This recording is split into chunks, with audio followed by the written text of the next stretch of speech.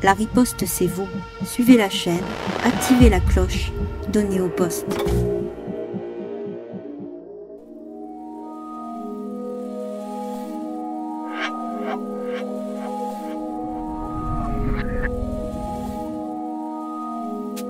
Soutenez-nous sur auposte.fr.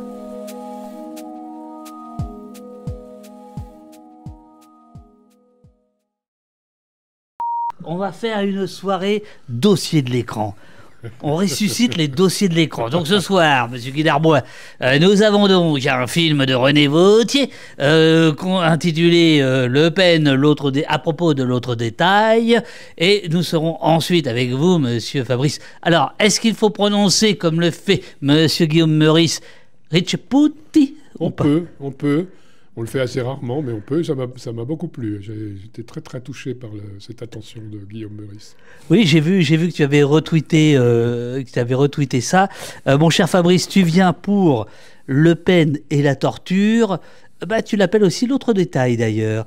Alger 1957, l'histoire contre l'oubli.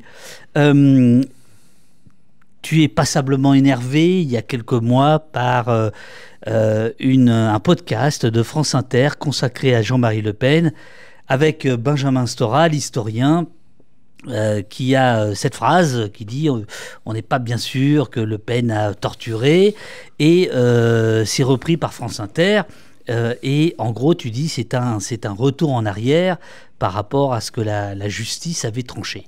Ouais. Pour être tout à fait exact, ce que dit Benjamin Stora, en fait, ce qu'il fait, c'est une grosse erreur factuelle, parce qu'il dit Jean-Marie Le Pen, il était parti d'Alger quand a commencé la bataille d'Alger, et c'est pendant la bataille d'Alger qu'on s'est mis à torturer systématiquement. Oui. Ce qui est une erreur factuelle, comme on peut en faire. Le problème, c'est que Philippe Collin, le producteur de l'émission, en déduit, alors plus ou moins logiquement, parce que la torture a existé avant la bataille d'Alger, que Le Pen n'a sans doute pas torturé. Ouais. Et ensuite, il le répète et il affirme, par exemple, qu'on n'a pas de preuves. Et ça, c'est un truc qui m'a fait effectivement tomber de l'armoire, comme toi, je suppose, parce que je suis d'une génération, et disons d'un milieu politique aussi, pour qui les choses paraissaient tout à fait entendues depuis longtemps. Mais en fait, c'est marrant, je pense que tu ne te souviens pas. Je tweete, je suis en train d'écouter l'émission, je tweete que c'est formidable ce truc, tu me demandes publiquement, mais est-ce qu'il parle de la torture? À ce moment-là, je ne suis pas encore arrivé, je te dis, je ne sais pas, et là t'écoutes et tu découvres que Philippe Collin, donc l'animateur, dit cette phrase. Et là, ton sang ne fait qu'un tour. J'ai complètement oublié aucune espèce d'importance. Tu pourras vérifier. Peut-être un peu gaga, mais j'ai complètement oublié. Alors écoute, oui. Et puis, je me souviens d'un coup de fil avec François Gèze, l'éditeur qui est mort il n'y a pas longtemps, qui me dit, Fabrice, alors qui sait plus, qui croit que c'est Olivier Dard, un autre historien qui était présent, qui a tenu les propos. Oui. Finalement, on découvre que c'est Benjamin Stora. Bon. Mais le problème, pour être... là-dessus, c'est que France Inter a continué à rediffuser une émission dans laquelle donc, on tient un propos qui est, à mon avis, de l'ordre du négationnisme, qui s'assoit avec un aplomb incroyable sur des témoignages très nombreux, des sources dont disposent les historiens pour affirmer que, jusqu'à preuve du contraire, Jean-Marie Le Pen a bien torturé à Alger en 1957. Oui, alors je vais m'occuper de ça. Attendez les amis, je vais m'occuper de ça. Il y a un petit problème de mise au point de la caméra. Je vais m'en occuper tout de suite, ne t'inquiète pas. On ne voit pas bien on va te voir très bien, ne t'inquiète pas. On va même t'admirer dans quelques instants. Attends, bouge pas. Je vais mettre ça. Là, ça devrait être mieux. Et je réglerai ça pendant le film. Voilà, normalement, ça devrait être mieux. L'idée, Fabrice, c'est que toi, tu viens avec un film qui sort... avec un livre qui vient de sortir le 19 janvier aux éditions Le Passager clandestin, les camarades, Le Pen et la torture, Alger 57, histoire contre l'oubli, avec au centre du livre, on va y venir largement tout à l'heure après le film, avec notamment cette cartographie qui est au centre du livre, Jean-Marie Le Pen et la torture à Alger, selon le témoignage de ses victimes. 2 février 1957, 31 mars 1957. Parce que ce qu'on apprend, ou en tout cas pour quelqu'un comme moi qui n'avait pas forcément suivi jusqu'au bout, Le Pen en Algérie, c'est 2 mois. 2 mois et demi, oui. 2 mois et demi. 2 mois et demi effectifs. Ouais. Effectifs. Alors, on va regarder d'abord le film de René Vauthier de 1988 avec des témoignages que tu reprends dans ton livre de gens qui assurent avoir été torturés par Jean-Marie Le Pen. On va les écouter, regarder le film. Je remercie infiniment Moira Vauthier, la fille de René Vauthier, qui a accepté qu'on diffuse le film ce soir. Pour le replay, on va l'enlever pour des raisons de droit, mais pour le direct, on le met. Merci infiniment aux mutins de Pangée qui nous ont donné aussi... Formidable boulot, oui. Ah bah oui, super. Vraiment super. Avant de lancer le film, je voudrais te demander 2 choses, Fabrice. Est-ce que on peut dire aujourd'hui, en 2024, Jean-Marie Le Pen a torturé en Algérie, ou est-ce qu'il y a encore un doute? Que dit la loi? Est-ce qu'on est dans la diffamation? Est-ce qu'on ne l'est pas? Très précisément. Et peut-être, si tu peux présenter le film qu'on va regarder, qui dure 50 minutes, et après, on fera un long débat tous les deux avec le chat. Alors écoute, ce que dit la loi et ce que dit l'histoire, c'est pas tout à fait la même chose. Hein. Oui, oui. Il y a eu Jean-Marie Le Pen a intenté un grand nombre de procès en diffamation, qu'il a gagné pendant plusieurs années et qu'il a fini par perdre 3 fois. Autrement dit, on peut en conclure qu'on a le droit de dire que Jean-Marie Le Pen a torturé en s'appuyant sur les enquêtes qui ont été produites, notamment par Le Monde en 2002.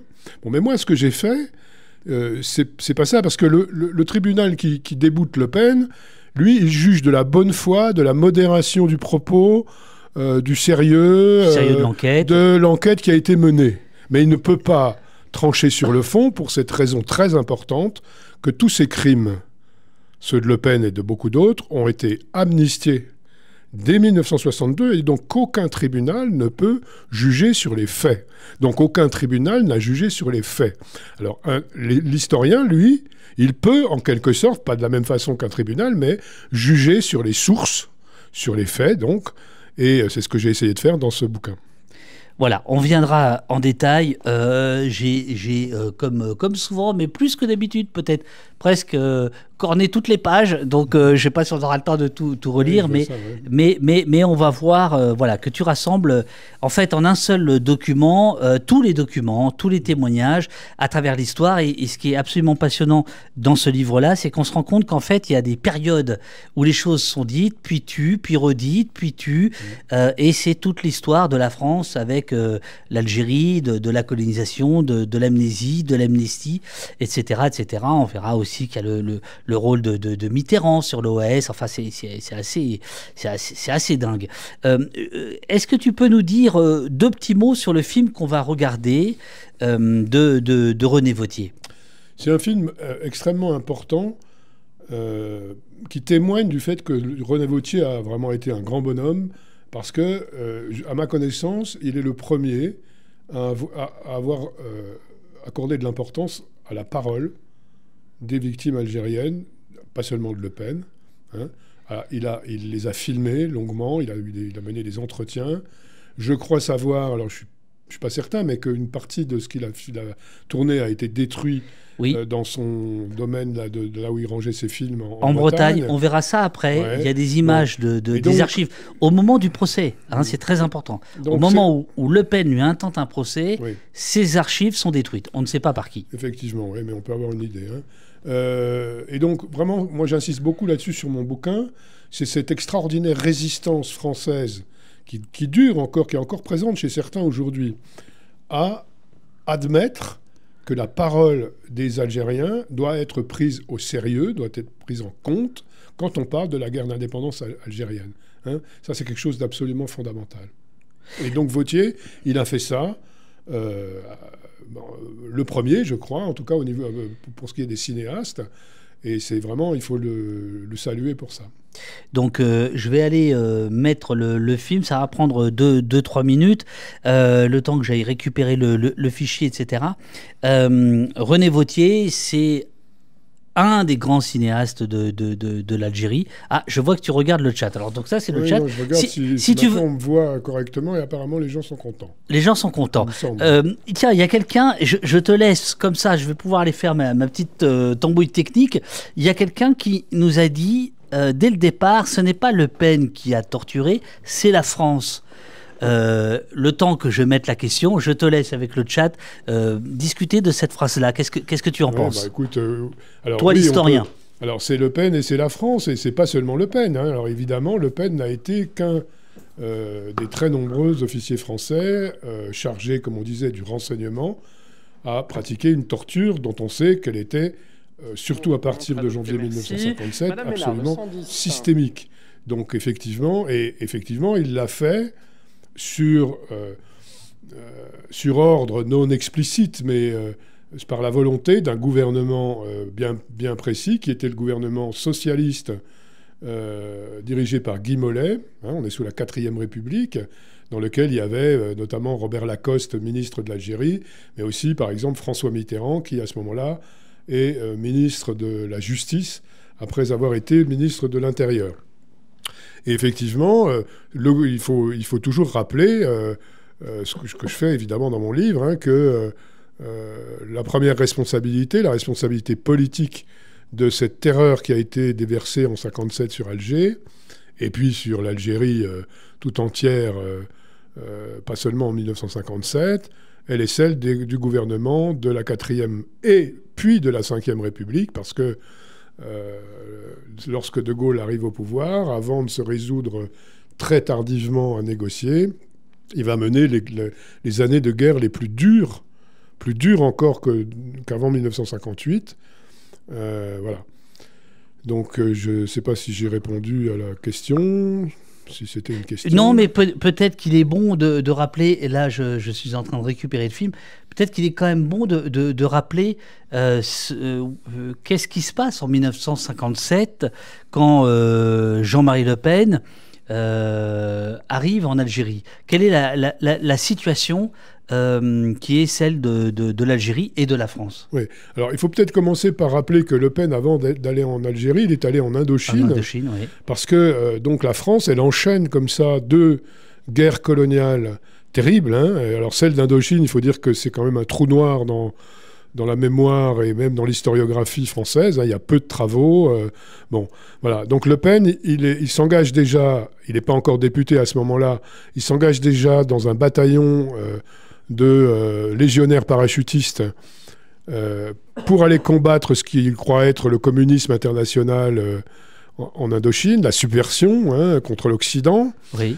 Et il fait ses armes en Indochine, même si on sait très peu de choses sur ce qu'il a fait. D'abord, il arrive après la bataille finale, en fait, qui est Dien Bien Phu en 1954. Il arrive juste après en Indochine, mais la France met longtemps à évacuer l'Indochine et il y reste 1 an. Alors, on peut faire l'hypothèse que, comme beaucoup d'officiers qui vont aller en Algérie ensuite sous les ordres du général Salan et du général Massu, il a appris un certain nombre de techniques, de mode opératoire de ce on va appeler dans l'armée française la doctrine de la guerre révolutionnaire, oui. La guerre contre-insurrectionnelle, comment on fait pour tenter d'écraser un mouvement de guérilla qui est comme un poisson dans l'eau dans une population colonisée révoltée. Bon.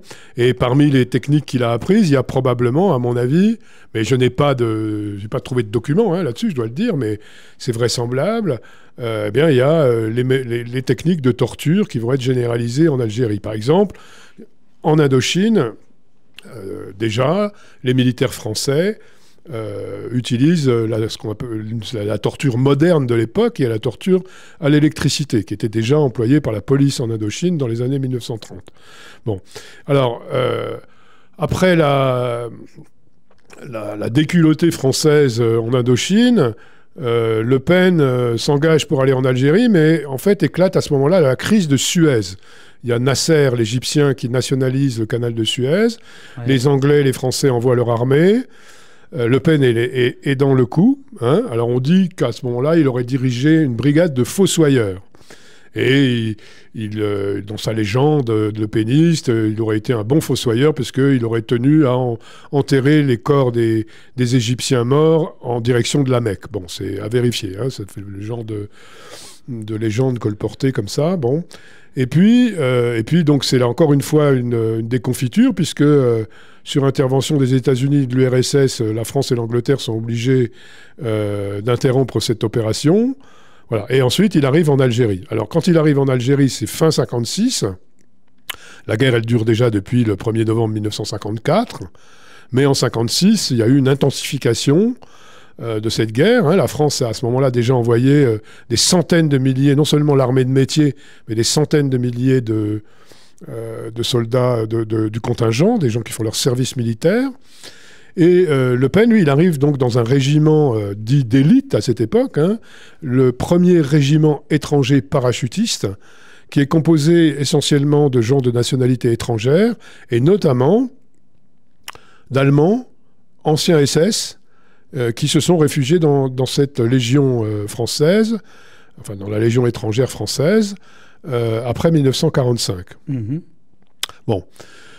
Très peu de temps, quelques jours après l'arrivée de Le Pen et de son régiment à Alger, le gouvernement français prend une décision extrêmement lourde de conséquences. Il applique une loi qu'on appelle la loi des pouvoirs spéciaux. Et il donne à l'armée carte blanche pour en finir avec le nationalisme algérien dans le département d'Alger, dans le Grand Alger, parce qu'à ce moment-là, le FLN vient d'annoncer quelque chose qui terrorise littéralement les autorités françaises, qui les met en panique, c'est une grève générale de 8 jours. Alors, c'est très important, à ce moment-là, le FLN, il opte pour il ajoute à la guérilla qui se déroule déjà dans les campagnes, qui est menée par l'armée de libération nationale, les maquis de la LN, il ajoute un mode de lutte qui n'a encore pas été expérimenté. Il dit dans ses textes qu'il fait entrer les masses urbaines dans la révolution algérienne, et donc il appelle tous les habitants de toutes les villes d'Algérie, et même les immigrés algériens en France, hein, à faire une grève, donc qui est vraiment une grève anticoloniale, une grève politique, de 8 jours, qui est une durée exceptionnelle et particulièrement longue pour une population qui est très pauvre. Hein, donc bon, voilà. Mais ça, c'est quelque chose, je le disais, qui met en panique le gouvernement français, parce que le gouvernement français sait, à ce moment-là, que l'audience du FLN dans la population algérienne est déjà suffisamment importante pour que cette grève soit une réussite. Et ça, il n'en est absolument pas question pour Guy Mollet, Robert Lacoste et compagnie, parce que ça démontrerait au monde entier que la propagande française qui présente le FLN comme une bande de terroristes sans aucune base sociale, sans soutien dans la population, eh bien, est tout à fait autre chose. Et c'est ça qui déclenche, c'est ça et non pas les attentats commis par le FLN dans les mois précédents, comme on va essayer de le faire croire, qui déclenche la décision de militariser la répression. Alors, on militarise la répression dans une ville de 800 000 habitants, dont la moitié d'Européens. Hein. Et donc, on ne peut pas, l'armée ne va pas pouvoir se comporter comme elle le fait dans les campagnes ou dans les montagnes. Elle ne va pas pouvoir bombarder, exécuter en représailles des centaines de personnes au vu et au su de tout le monde, parce que Alger, c'est la vitrine de l'Algérie française. Hein. Il y a des témoins. Bon. Et donc, on va mettre au point une répression clandestine, aussi secrète que possible, qui se déroule essentiellement la nuit, et qui va reposer sur ce qu'on va appeler plus tard, quand on va observer cette répression-là en Argentine, par exemple, dans les années 70, on va appeler ça la disparition forcée. C'est-à-dire que les parachutistes vont enlever des dizaines de milliers d'Algériens pendant l'année 1957, les détenir au secret, sans en rendre compte à quelque autorité que ce soit, ni à la justice, ni aux politiques. Et elle va donc utiliser la torture dans ce qu'elle appelle la recherche du renseignement. On en parlera peut-être un peu plus détail tout à l'heure. Bien sûr, bien sûr. Voilà. Et donc, c'est vraiment une année de terreur pour les Algériens en 1957 à Alger, sur laquelle moi je travaille depuis plusieurs années avec ma collègue historienne Malika Rahal. On a un projet et un site internet qui lance un appel à témoignages aux familles algériennes et aux descendants de disparus pour qu'ils identifient des noms qu'on a retrouvés dans les archives. Le site s'appelle 1000 autres, 1000 en chiffres autres attachés au pluriel.org. Et voilà. Et donc c'est quelque chose, c'est un contexte que je connais, je peux le dire, particulièrement bien, ce qui m'a autorisé à faire ce livre dans lequel je replace le rôle de Jean-Marie Le Pen dans son contexte. Je te propose, Fabrice, qu'on regarde donc le film de René Vauthier. On est en 1988, à propos de l'autre détail. Donc, à ce moment-là, tu en parles dans ton livre, on va y revenir. Le Pen commence à être invité à l'heure de vérité dans des émissions phares. Il a cette phrase sur le détail concernant les chambres à gaz. Et il y a ce film de René Vauthier. Donc, je reprécise, on le voit avec l'autorisation et l'accord de Moira Chapdelaine Vauthier, la fille de René Vauthier, que je remercie infiniment, et des Mutins de Pangée. Les deux seront jeudi lors de notre ciné-club avec un autre film de René Vauthier, Quand les femmes ont pris la colère. C'est entrée libre, c'est à 19h. Si vous êtes sur Paris, venez discuter du travail colossal de René Vauthier. Et sinon, on pourra aussi diffuser le film en direct sur Au Poste. Je mets le film, il dure une 50aine de minutes et je te propose 51 minutes 02 et je te propose, Fabrice, qu'on se retrouve juste après avec les questions du chat et ton livre qui vient de sortir sur cette histoire à mon avis essentielle, car il faut rappeler que Marine Le Pen, quand elle a pris les rênes il y a une dizaine d'années du Front National à l'époque, elle disait qu'elle prenait tout l'héritage. Dans cet héritage, il y a cette histoire et il me semble salutaire de la rappeler. Je mets le film et on se retrouve dans 50 minutes. Normalement, c'est parti. À tout à l'heure. Il faut partir du départ. Je tournais des films dont on ne savait pas où les déposer. Parce que c'était une diffusion militante, et puis, un jour, comme on avait créé notre unité de production Cinéma Bretagne, il y a des gens qui nous ont dit on a, nous, un fort qui dépend de nous maintenant. C'était les gens qui s'occupaient de la Conservatoire du Littoral en Bretagne, et qui ont dit il y a un fort à côté de l'endroit où tu habites. Si tu ne sais pas où mettre ta pellicule, tu peux la mettre là-dedans. Et on a accepté avec plaisir, et puis on a donc créé un petit point cinématographique de dépôt de films là-dedans. Et puis j'ai eu des problèmes en faisant des projections à la demande du Canard enchaîné, en projetant des documents que j'avais tournés sur Le Pen. Et le Canard enchaîné avait avait dit Le Pen tortionnaire.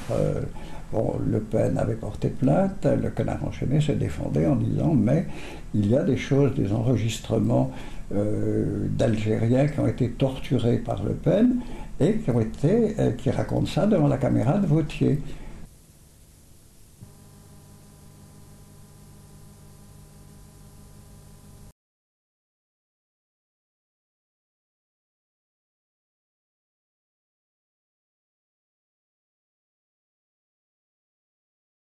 Voilà, nous venons de regarder, à propos d'un autre détail, de René Vauthier qui nous a été confié par Moira, sa fille, et les Mutins de Pangée qu'on remerciera jamais assez.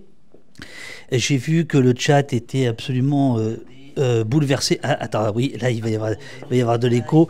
Il y a 10 secondes de décalage, ne t'inquiète pas, mon cher Fabrice. Donc on va laisser un peu l'émotion redescendre.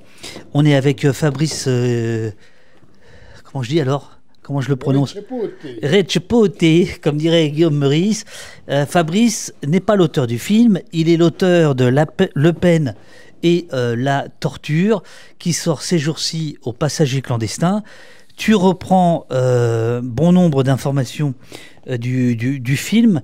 Avant de rentrer dans les détails du bouquin, j'aimerais te demander quelle est la nécessité en 2024 de raconter cette histoire qui a été racontée en 1988. Beaucoup d'observateurs, y compris les observateurs d'extrême droite, disent ça ne sert plus à rien d'aller chercher dans l'histoire, dans les racines du Front National. Marine Le Pen est dédiabolisée, ça se joue ailleurs. Qu'est-ce que tu penses, toi, l'historien et le citoyen, par rapport à ça, de manière générale? Alors, c'est une question importante. Bon, tout à l'heure, j'ai rappelé que j'ai été sidéré quand j'ai entendu en 2022 une radio de service public affirmer que le lieutenant Le Pen n'avait sans doute pas torturé. Et à ce moment-là... Il faut juste que tu te décales un tout petit peu, mon cher Fabrice. Excuse-moi. Hop, et là, ça va être parfait. À ce moment-là, je me suis dit... Bon, c'est l'apothéose de la dédiabolisation. C'est-à-dire que après 20 années... Alors, les dernières révélations, elles ont été faites dans Le Monde en 2002. Oui. Et la vingtaine d'années qui s'est écoulée depuis, eh bien, ça a été donc les années de ce qu'on a appelé la dédiabolisation. Ça a été les années de contamination du lepénisme bien au-delà, idéologiquement, bien au-delà des rangs du Front National. Bien sûr. Et aujourd'hui, on peut retrouver cette idéologie dans une grande partie de la droite, au gouvernement français qui vient d'adopter une loi immigration inspirée directement du programme du Rassemblement national. Et comment ne pas se dire que effacer les racines idéologiques du Front National, c'est en niant l'activité de Le Pen en Algérie, c'est une sorte d'aboutissement, quoi. Voilà. Et ça, c'est absolument insupportable.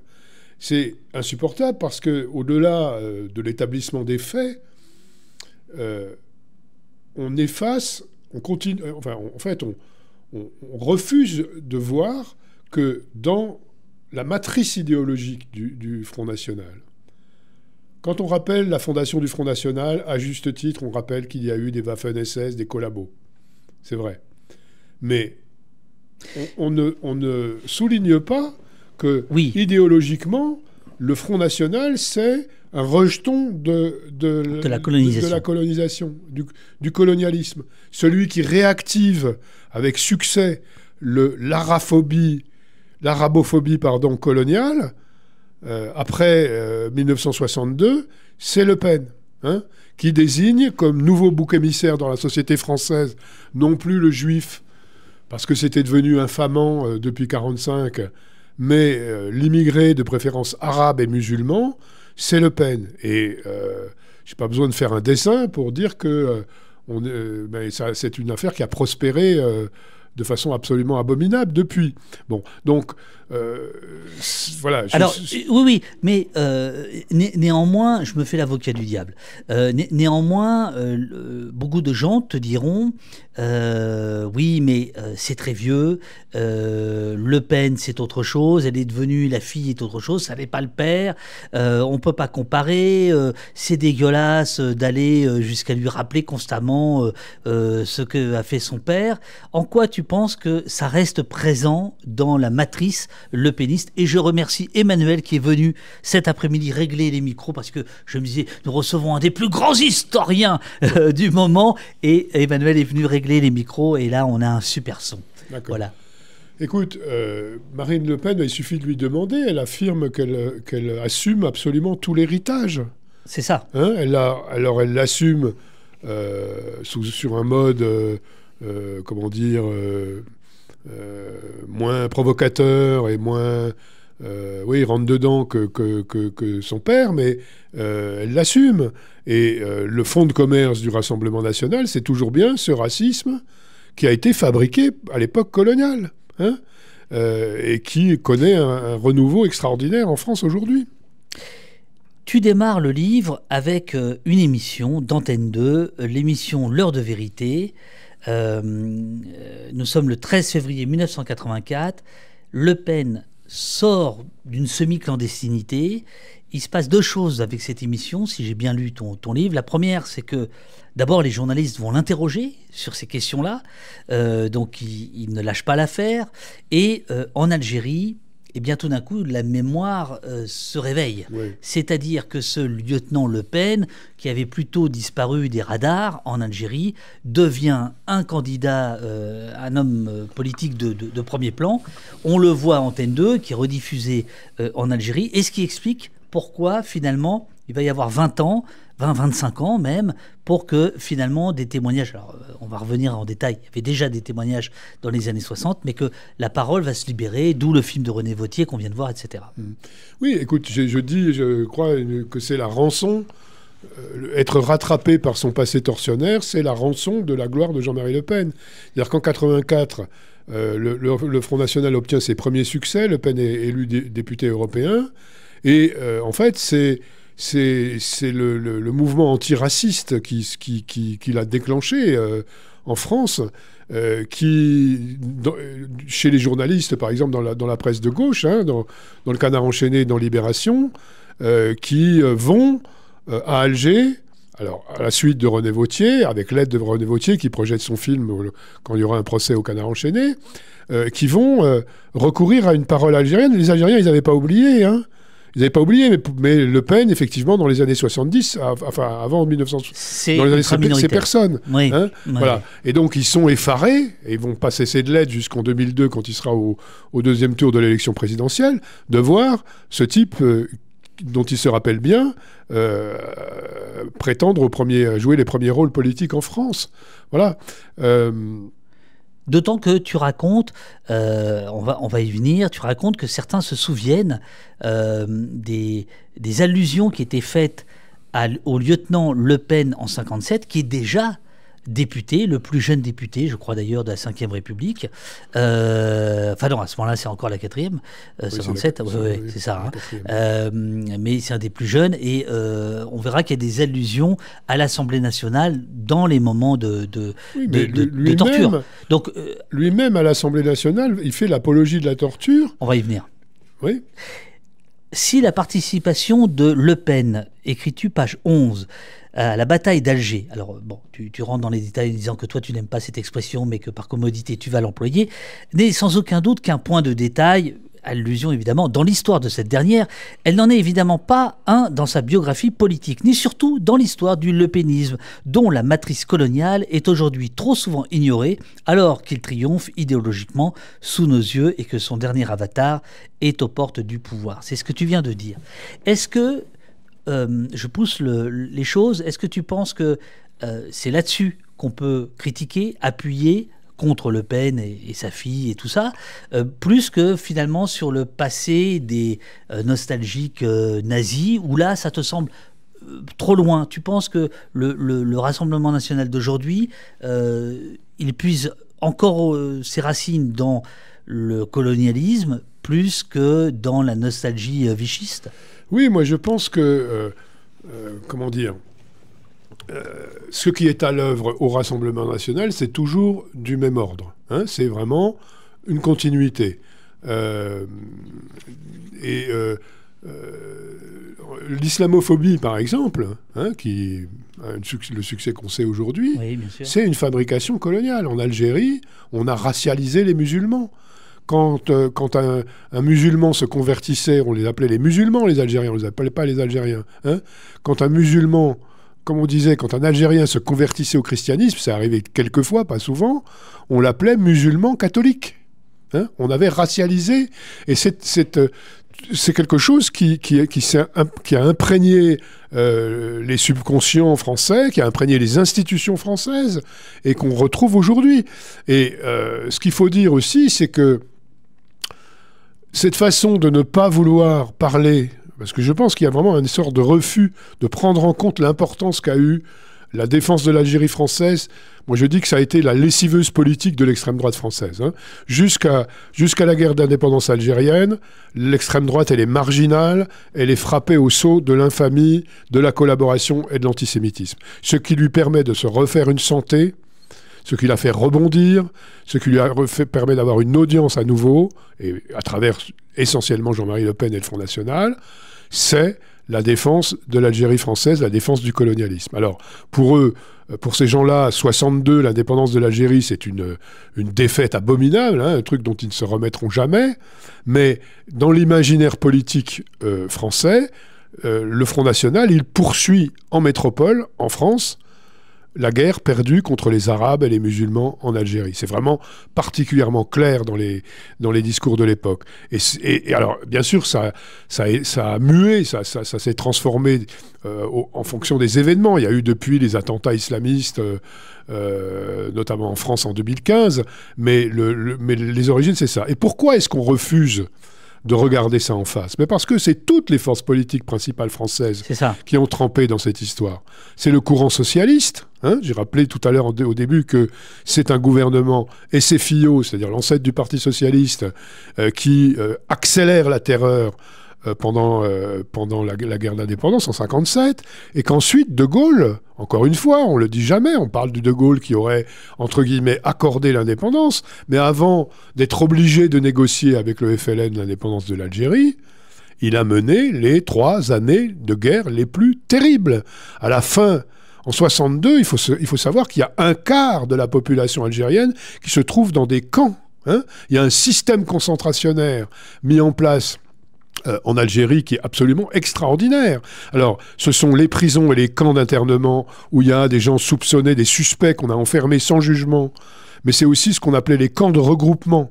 Tu sais, on a vidé des régions entières de l'Algérie pour empêcher le FLN d'avoir des soutiens. Hein. On en a fait des zones interdites. Donc on a déporté des villageois par centaines de milliers dans des camps où Michel Rocard a révélé dans un rapport célèbre qu'on y crevait de faim et où il y avait une mortalité infantile terrible. Un quart de la population, en 1962, se trouve déportée ou enfermée dans un système concentrationnaire. C'est énorme. Bon, tout ça, qui le sait aujourd'hui en France ?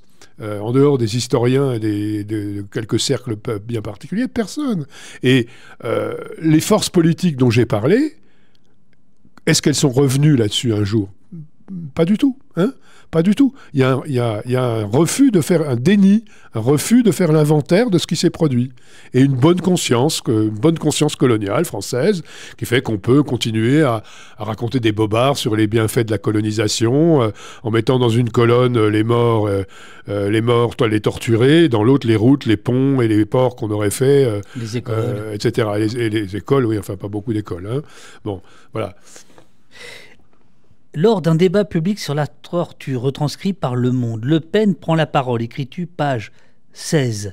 « Nous avons reçu une mission de police et nous l'avons accomplie selon un impératif d'efficacité qui exige des moyens illégaux. S'il faut user de violence pour découvrir un nid de bombes, s'il faut torturer un homme pour en sauver 100, la torture est inévitable et donc, dans les conditions anormales où l'on nous demande d'agir, elle est juste. » Alors ça, c'est particulièrement important de s'arrêter là-dessus, parce que ça, c'est le noyau dur de la justification. De la justification et de ce qu'on appelle la guerre contre le terrorisme. Tu sais, si tu vas voir les débats aux États-Unis à propos de Guantanamo ou d'Abu Ghraib, c'est la même chose. On a le même débat. C'est la prétendue efficacité policière de la torture.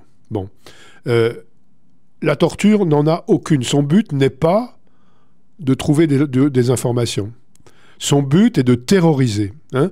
Il y a un auteur qui a qualifié ce scénario de la bombe à retardement, selon lequel, bien sûr, torturer, c'est pas bien, mais quand une bombe est prête à exploser, à tuer des innocents, il faut le faire.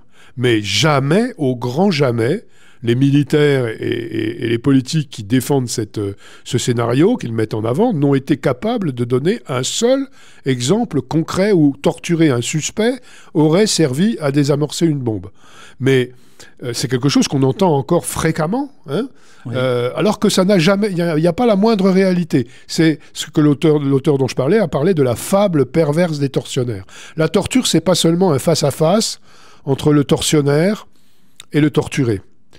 À travers le torturé, le tortionnaire, donc il exerce une domination, la domination à son paroxysme sur le corps et l'esprit du colonisé, mais à travers lui, il vise à terroriser toute une population, sa famille, son voisinage, tout le peuple qu'il s'agit de dissuader à l'époque de soutenir ou de participer aux actions du FLN. Et ça, c'est vraiment quelque chose de fondamental. Et on a beaucoup de mal, aujourd'hui encore, à se défaire de ce mythe de propagande qui a été inventé par des Français. Il faut savoir qu'il y a vraiment une école française. D'ailleurs, il y a un livre qui s'appelle Escadron de la mort, l'école française, de Monique Robin. Marie-Dominique Robin, voilà. Monique Robin, je crois. Marie-Monique Robin. Oui, il me semble bien. Oui, qui a fait un livre et un documentaire sur l'expertise qui montre que des officiers, parce que ça ne s'est pas limité à l'Algérie, on a essaimé ça dans le monde entier. Notamment en Amérique du Sud. Voilà, notamment en Amérique du Sud. Oui. Et ce que moi, comme historien, j'étudie dans la bataille d'Alger, c'est un politicide comme on va en voir dans les répressions en Argentine ou au Chili, par exemple. C'est-à-dire que le but des militaires français, contrairement à ce que raconte Jean-Marie Le Pen et d'autres, beaucoup d'autres, c'est pas du tout seulement d'éradiquer le réseau bombe du FLN, ça, ils l'ont fait effectivement, mais c'est d'éradiquer toute activité politique autonome chez les colonisés. C'est vraiment ça qu'ils ont fait, et ils ont en grande partie réussi. À la fin de l'année 57, il y a des dizaines de milliers de cadres, de militants associatifs, syndicaux, politiques, religieux, qui sont soit morts sous la torture ou exécutés sommairement, soit enfermés dans des camps, sans jugement. Voilà. Et alors, par rapport à je t'en prie. Par rapport à la citation que je viens de donner, tu dis c'est central parce que en fait c'est ce discours qui va être développé notamment par les supérieurs de Le Pen, les généraux, etc. Et alors page 17, c'est-à-dire la page d'après, tu donnes un aveu de Le Pen. Je n'ai rien à cacher, dit-il dans le journal Combat. Je n'ai rien à cacher, c'est Le Pen qui parle. J'ai torturé, d'ailleurs tu le mets en italique pour bien voir au cas où on n'aurait pas compris, j'ai torturé parce qu'il fallait le faire. Quand on amène quelqu'un qui vient de poser 20 bombes qui peuvent éclater d'un moment à l'autre et qui ne veut pas parler, il faut employer des moyens exceptionnels pour les contraindre. C'est celui qui s'y refuse qui est le plus criminel, car il a les mains sur les mains le sang de dizaines de victimes dont la mort aurait pu être évitée. Alors, il en fait des tonnes, c'est la fable perverse des tortionnaires, il en rajoute même, pardon. Alors ça, il le déclare en 1962. C'est intéressant de noter qu'il le déclare après l'amnistie. Voilà. C'est-à-dire que c'est la seule fois où il s'est incriminé lui-même nettement, c'est une fois qu'il a eu l'impunité judiciaire garantie par l'amnistie qui est décrétée 2 jours après les accords d'Évian, c'est-à-dire 2 jours après la fin des combats.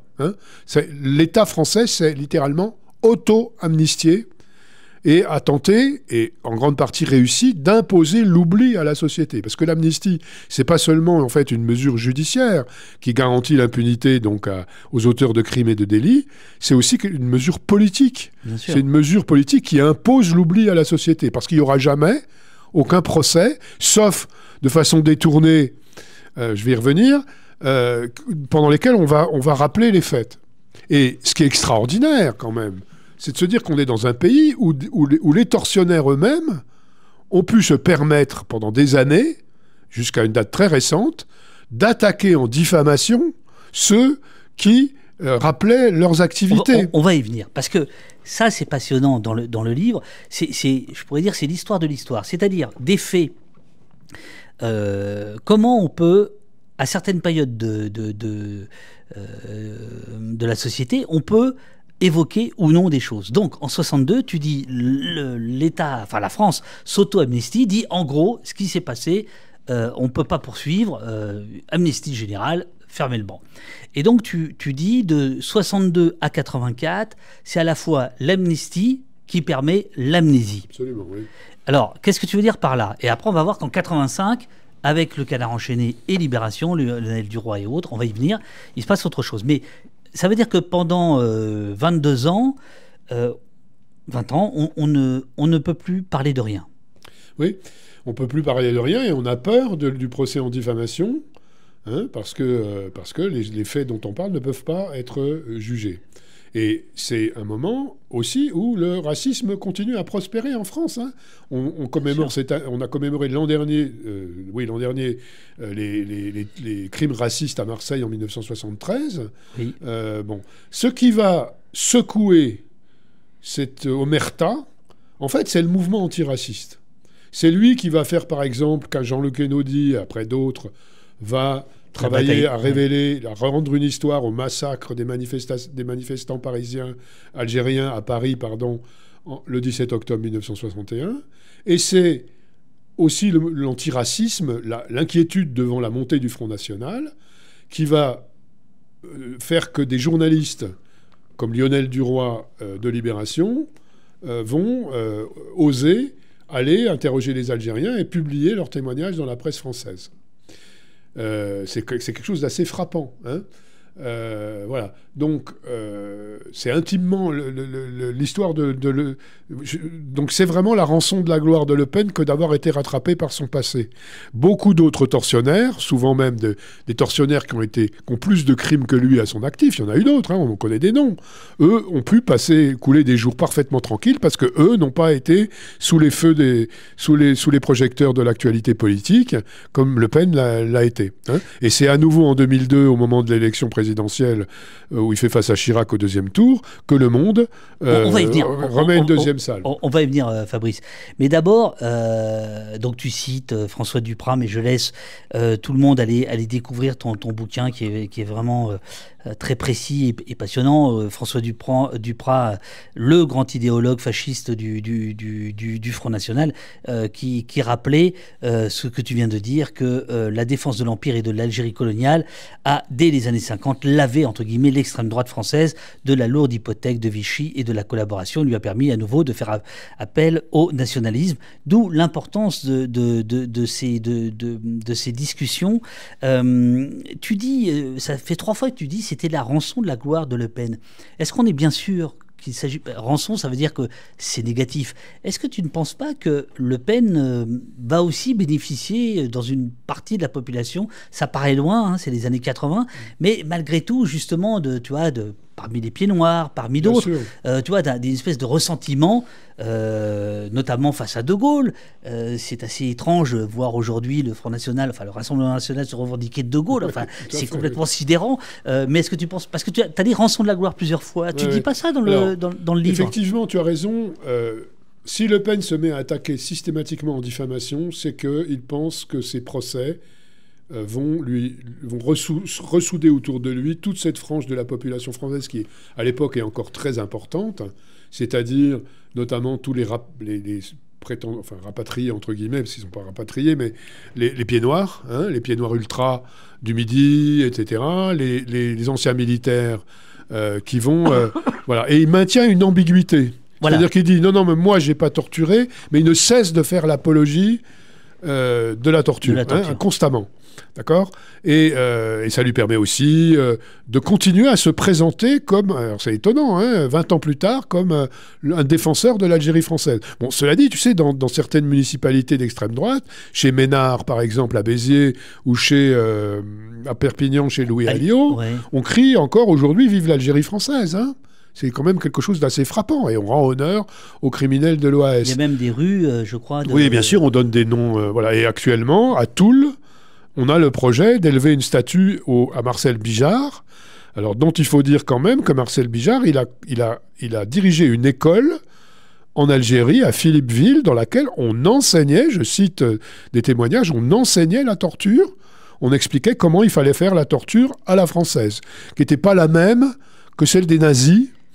Parce que, voilà, on estimait qu'avec l'électricité et l'eau, on ne faisait pas couler trop de sang, qu'on ne la faisait pas en présence de tout le monde, qu'on était discret, et que ça laissait peu de traces sur le corps du supplicié. Bon, voilà. Il y avait alors l'eau salie et l'électricité. Ouais. Hein. On va y revenir avec des témoignages que tu rappelles. Donc, il y a l'amnésie, puis dans les années 80, tu viens de le raconter, ça, on se réveille. Il y a le Canard enchaîné qui sort une première salve, puis ensuite il y a Libération qui complète l'enquête du Canard avec, écrit-tu, page 31, un nouveau témoignage qui relate la torture par Le Pen d'Ahmed Moulet. On a entendu le fils dans le film de René Vauthier, dans sa propre maison de la Casbah, suivi de son exécution sommaire. Son fils, qui fut témoin des faits, montre à Lionel Duroy ce que ce dernier authentifie comme étant un poignard des jeunesses hitlériennes. Il porte sa lame d'inscription J.M. Le Pen, 1er régiment, le REP, c'est... Étranger parachutiste. Et il le détient, lui dit-il, depuis que Le Pen l'a perdu dans sa maison durant cette nuit de mars 1957. Alors, ce poignard, on l'a vu, on verra que 20 ans plus tard, il va jouer un rôle capital, mais attendons... j'ai pas bien compris. C'est quoi? Le Pen a un poignard des jeunesses hitlériennes sur lui, en Algérie, alors qu'il sert... L'armée française... Oui, alors, il a beaucoup dit, mais enfin, qu'est-ce que c'est que cette histoire? C'est invraisemblable, etc. En fait, c'est pas invraisemblable du tout, pour la simple raison que son régiment comporte, parmi ses hommes, de nombreux anciens SS qui se sont réfugiés dans la Légion française en 1945. Hein. Et par exemple, dans la très célèbre Villa Cézini, qui était une véritable usine à supplice à Alger, il y avait... le bourreau à tout faire, celui que de très nombreux témoins décrivent comme étant celui qui faisait les plus sales besognes, c'était un ancien SS qui s'appelait Fritz Feldmayer. D'ailleurs, Paul Tetjen, dans sa célèbre lettre de démission à Lacoste, il fait allusion. Hein. Donc on peut très bien... Paul Tetjen, il faut rappeler qui il était. Alors Paul Tetjen, c'est ce monsieur que vous avez vu témoigner dans le film à côté de l'historien Pierre Vidal-Naquet. Oui. À plusieurs reprises, on le voit. Et lui, alors, c'est un bonhomme assez étonnant. Il était secrétaire général à la police à Alger. Ouais. Et c'est lui qui s'est retrouvé le principal correspondant civil du général Massu, et à qui on faisait... qui servait de caution, en fait, parce que tout le monde savait qu'il était contre la torture, que c'était un ancien résistant déporté, attaché à la défense des droits humains, catholique, intransigeant, etc. C'est lui qui s'est retrouvé à être la caution vis-à-vis de l'extérieur. Il y avait Tetjen qui signait les assignations à résidence des détenus, et donc voilà. Et alors il a écrit, au bout de quelques mois, une terrible lettre qu'il gardait secrète, mais qui a été connue après, à Robert Lacoste, au ministre, en lui disant « Ce que vous m'obligez à couvrir, c'est très exactement ce que moi-même et mes camarades résistants avons subi entre les mains de la Gestapo en 1944. » Voilà. Je sais plus... Et ce qui est très fort, c'est que c'est pas si loin que ça, 44, quand on est en 62. Non, le souvenir est encore vif. D'ailleurs, à l'époque, quand il y a un scandale sur la torture qui éclate en 1957 en France, les gens disent « Ah, mais c'est les séquelles du nazisme ». Et on dit « On se comporte comme les nazis ». Oui. Bon, en réalité, la torture coloniale, elle a existé avant Hitler. C'est-à-dire que c'était même consubstantiel à l'hégémonie coloniale que de pouvoir pratiquer la torture. On sait que la police d'Alger, par exemple, la pratiquait couramment. Alors pas à la même échelle du tout que les militaires plus tard, mais c'était déjà routinier quand même. À la surprise générale, le Canard enchaîné en avril 1985, puis Libération en juillet de la même année, sont relaxés en première instance. C'est la première fois que des journaux vont être relaxés. La défense de Le Pen a bien sûr soutenu la thèse de la torture, qui n'en est pas une, écrit-tu, page 35. Il a certes approuvé l'usage antiterroriste de la torture par l'armée, tout en qualifiant ses propres actes non pas de torture, mais seulement de, entre guillemets, contrainte. Durant les audiences, Le Pen, semblant parfois ivre, alors ça m'a frappé, a par ailleurs multiplié les provocations les plus grossières. À l'une de ses victimes algériennes, Mohamed Moulet, qui passe près de lui, il glisse par exemple à mi-voix « Celui-là, j'aurais mieux fait de le buter avec son père cette fameuse nuit ». Et là, c'est un entretien avec une journaliste du Monde que tu as eu le 31 juillet 2023 qui te raconte ça. On parlera du rôle de cette journaliste, Florence Baugé, un peu plus tard. Il est ivre, excuse-moi, c'est un détail. Oui, écoute, c'est pas très surprenant. Le Pen, on sait qu'il avait un fort penchant pour l'alcool. D'ailleurs, lors de son passage dans l'armée, il y a eu plusieurs archives qui montrent qu'il avait un comportement assez comment dire, assez peu discipliné, hein, voilà.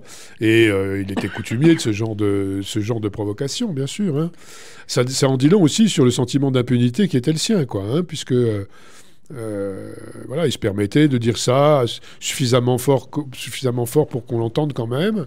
Il y a même eu une espèce d'un début de rixe lors de ce procès avec, je crois, entre les avocats. Enfin bon, voilà. Et l'honnêteté commande de dire que donc si le Canard et Libé gagnent en première instance, je crois qu'ils perdent. Ah oui, ensuite ils perdent. Ils perdent.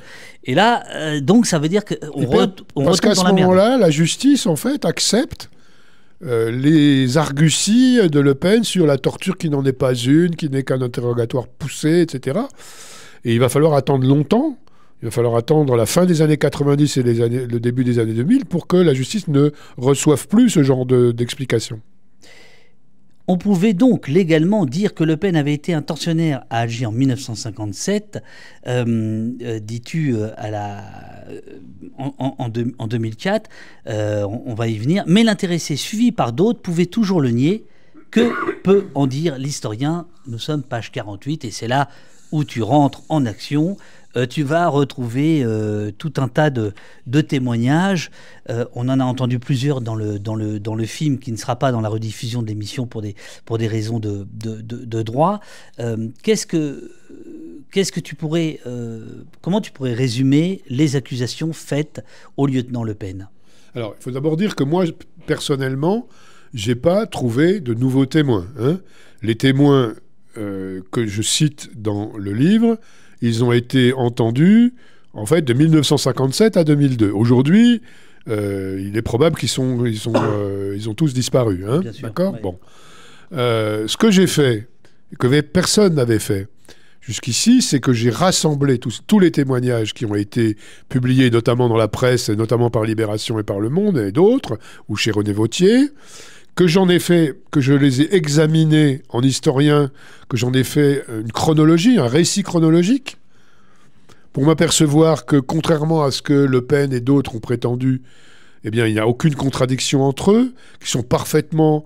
D'abord, qui sont très circonstanciés. Vous avez entendu plusieurs témoins dans le film de Vauthier.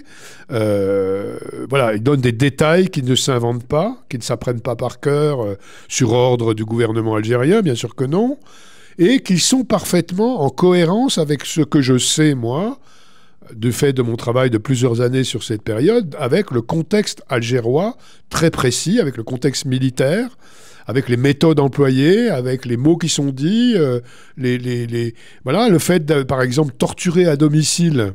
Ça se passe chez Mohamed Moulay, mais ça se passe chez d'autres, parce que quand les paras déboulent dans une maison et qu'ils ont deux noms ou un nom, et que la personne qui cherche n'est pas là, eh bien, ce qui explique qu'ils torturent sur le champ, c'est qu'ils essayent d'obtenir de ceux qui sont là une indication sur où se trouve celui qu'ils cherchent qui n'est pas là. Oui. Hein, voilà. Alors Le Pen a dit que c'était pas possible, que c'était invraisemblable, qu'il aurait dû obéir à un protocole très strict. C'est parfaitement ridicule, c'est pas vrai. Voilà. Donc voilà. Il y a aussi, par exemple, moi je connais la chronologie précise de la présence de Le Pen à Alger. Il se trouve que, ça c'est un fait qui est assez frappant, pour battre en brèche la théorie du complot contre Le Pen. C'est que Le Pen, il s'absente pendant 15 jours au mois de janvier pour aller faire une campagne électorale. Pour Poujade, c'est ça ? Oui, enfin dans le cadre du mouvement poujadiste. Ouais. Une élection qui n'était pas prévue. Donc il rentre à Paris 15 jours, à peu près au milieu du mois, et aucun Algérien n'a prétendu avoir été torturé par Le Pen pendant ces 15 jours-là. En revanche, dès qu'il revient le 2 février, ça commence, et ça se termine quelques heures. Les derniers témoins, c'est quelques heures avant son départ avéré d'Alger le 31 mars, après qu'il ait été décoré par Massu. Alors voilà, parce que ça se retrouve, tout ton travail se retrouve d'une certaine manière dans cette carte que je montre, où tu arrives à situer temporellement et spatialement les accusations, et donc on voit qu'en effet les dates concordent avec sa présence à Alger, et tu sembles dire que en termes géographiques, c'est tout à fait plausible. Absolument, oui. Même si son régiment ne servait pas forcément dans tous les quartiers, mais tu disais, finalement, tous les régiments avaient un peu... Alors, Le Pen a dit « Ah, mais c'est pas possible que j'ai torturé dans la Casbah parce que c'était pas la zone de mon régiment. » Alors, effectivement, le général Massu avait partagé Alger entre les différents régiments et le régiment de Le Pen, le premier REP, ne comprenait pas la Casbah. Mais c'est pas tout son régiment qui se déplaçait dans la Casbah, c'était des unités, moi ce que j'appellerais des escadrons de la mort, hein, qui, la nuit, avaient toute l'attitude, et Massu d'ailleurs est très fier d'avoir organisé ça comme ça, il dit « J'ai vraiment demandé à mes parachutistes de ne pas s'occuper des aspects bureaucratiques des choses et de quitter leur zone d'occupation pour aller poursuivre les suspects là où ils se trouvent. » Voilà. Donc, il n'y a absolument pas la moindre contradiction dans cette affaire-là. Alors, tu reconnais, hein, page 50, tu dis « L'historien », donc toi-même, ne dispose pas d'un smoking gun, d'un document miraculeux qui prouverait positivement et de manière tangible que Le Pen tortura. Pour le dire autrement, nul ne l'a filmé actionnant la GGN. D'où, comme toujours en pareil cas, la possibilité d'argustie de type négationniste que certains, à commencer par l'intéressé, ne se privèrent pas d'exploiter. Et là c'est toute la question, on va y venir après, puisqu'il y a un livre sur lequel tu reviens beaucoup, celui de Péan et Cohen, on y viendra, sur la biographie de Le Pen. Mais là, on est, si on prend un petit peu de hauteur, on est dans les délices de l'historien, c'est-à-dire que jusqu'où on peut avancer des choses quand on n'a pas de preuves formelles, ce qui est le cas ici. Oui. Alors écoute, il y a une chose qui est très simple, c'est que ceux qui disent, comme Le Pen, comme Philippe Collin, qui pourtant n'est pas un sympathisant de Le Pen, hein, dans son émission de France Inter, il n'y a pas de preuves, eh bien, ils effacent d'un trait de plume une petite quinzaine de témoignages extrêmement circonstanciés, dont j'ai dit ce que je pensais tout à l'heure, et ils font ce qu'on appelle du négationnisme, hein, comme Robert Forisson, quand il explique que les chambres à gaz n'ont pas existé parce que je sais pas, lui-même ne les a pas vus fonctionner. Hein. Oui, mais on te dira que pour les chambres à gaz, on a des documents, on a des ordres, on a des bâtiments. On a aussi des documents. On a des documents. D'abord, enfin, écoute, quand on connaît l'histoire de la bataille d'Alger, l'étonnant eût été que Jean-Marie Le Pen n'ait pas torturé, hein, puisque tous les officiers chargés du renseignement, on le sait, ont torturé. Hein. Donc, voilà. Et l'historien, il travaille avec des sources qui sont des archives. On a des archives, pas beaucoup, mais on en a, qui sont des témoignages. Hein. On n'a pas de film, on n'a pas de vidéo de Le Pen tortionnaire, comme on n'a pas de vidéo de Napoléon pendant le coup d'État. Voilà. On a des témoins. Et pourquoi est-ce que ces témoins-là, on peut les passer, les mettre à la poubelle aussi facilement ? C'est parce qu'ils sont algériens. C'est-à-dire que là, on est encore dans un tropisme colonial, comme à l'époque de l'Algérie française. La parole des Algériens est soupçonnée a priori d'affabulation, de mensonge. Or, quand on étudie un crime d'État, hein, il s'agit de ça, d'un crime d'État nié et dissimulé. Donc on n'a jamais d'archives. Hein. Les militaires français, il faut savoir que la torture pendant la guerre d'Algérie, ça restait un crime. C'est d'ailleurs pour ça qu'ils ont réclamé à corps et à cri l'amnistie qu'on leur a accordée immédiatement, parce qu'ils avaient peur des suites judiciaires de tout ça, hein, que des crimes que le pouvoir politique les avait conduits à commettre, et ils ne voulaient pas en subir les conséquences. Bon. Donc dans les archives, jamais les militaires français n'ont consigné leurs crimes. Jamais il n'est question de la torture, des exécutions sommaires, des détentions clandestines. Donc le seul recours de l'historien, ce sont les témoins. Alors ces témoignages, ils doivent être passés à la critique, hein, ils doivent être examinés, c'est ce que j'ai fait. On ne doit pas les prendre a priori non plus comme argent comptant, ça va de soi. Mais dans ce cas-là, des gens comme donc, les deux journalistes que tu citais, Péan et Cohen, dans leur bouquin, il y a un chapitre qui est vraiment... on va y venir.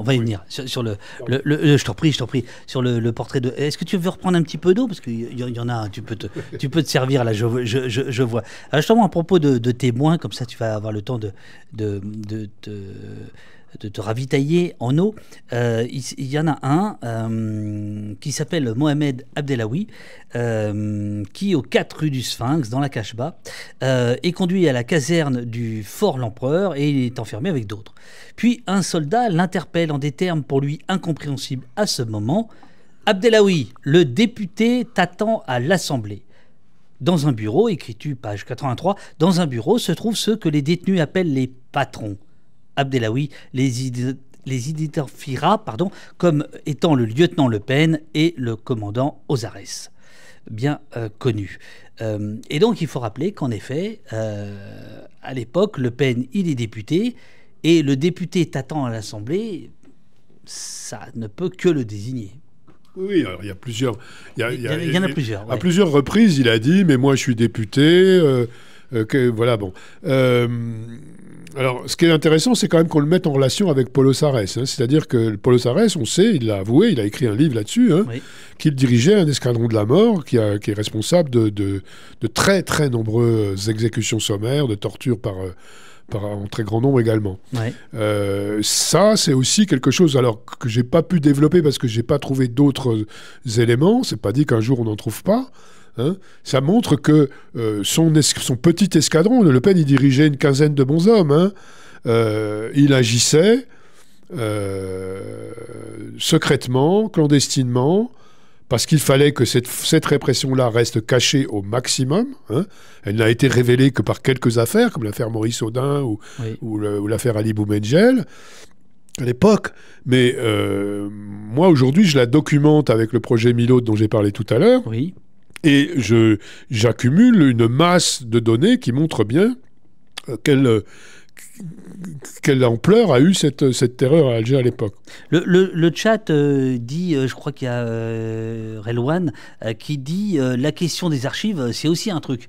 Alors notamment sur l'Algérie, il me semble que par exemple au moment de la loi sécurité globale, il y avait un truc qui voulait repousser encore l'accès aux archives. Oui. Est-ce que tu penses que par exemple des historiens dans 20 ans auront accès à des archives auxquelles vous n'avez pas eu accès jusqu'ici, qui pourront peut-être étayer la torture française en Algérie? Alors, il faut déjà dire une chose, hein, c'est que la loi française... Alors, attends, Fabrice, je suis désolé, mais tu es trop devant l'autre caméra. Gauche, ouais, voilà, c'est pas une mauvaise chose de déborder à gauche, mais bon, là, ça va pas. J'en profite pour prendre ça, et c'est bon. Il faut dire que, quand même, une chose, c'est que la loi française prévoit que toutes les archives vieilles de 50 ans sont, en principe, accessible à tous les citoyens. Oui. Hein, je dis bien à tous les citoyens, pas seulement aux historiens, etc. Bon. Dès lors que la personne est décédée. Alors, il y a des exceptions.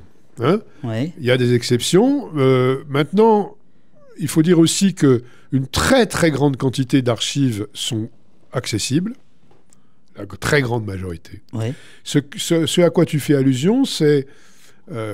alors, il faut dire aussi qu'il y a visiblement au sein de l'État des fractions de l'État qui résistent très très fort à l'ouverture complète de toutes les archives. Hein.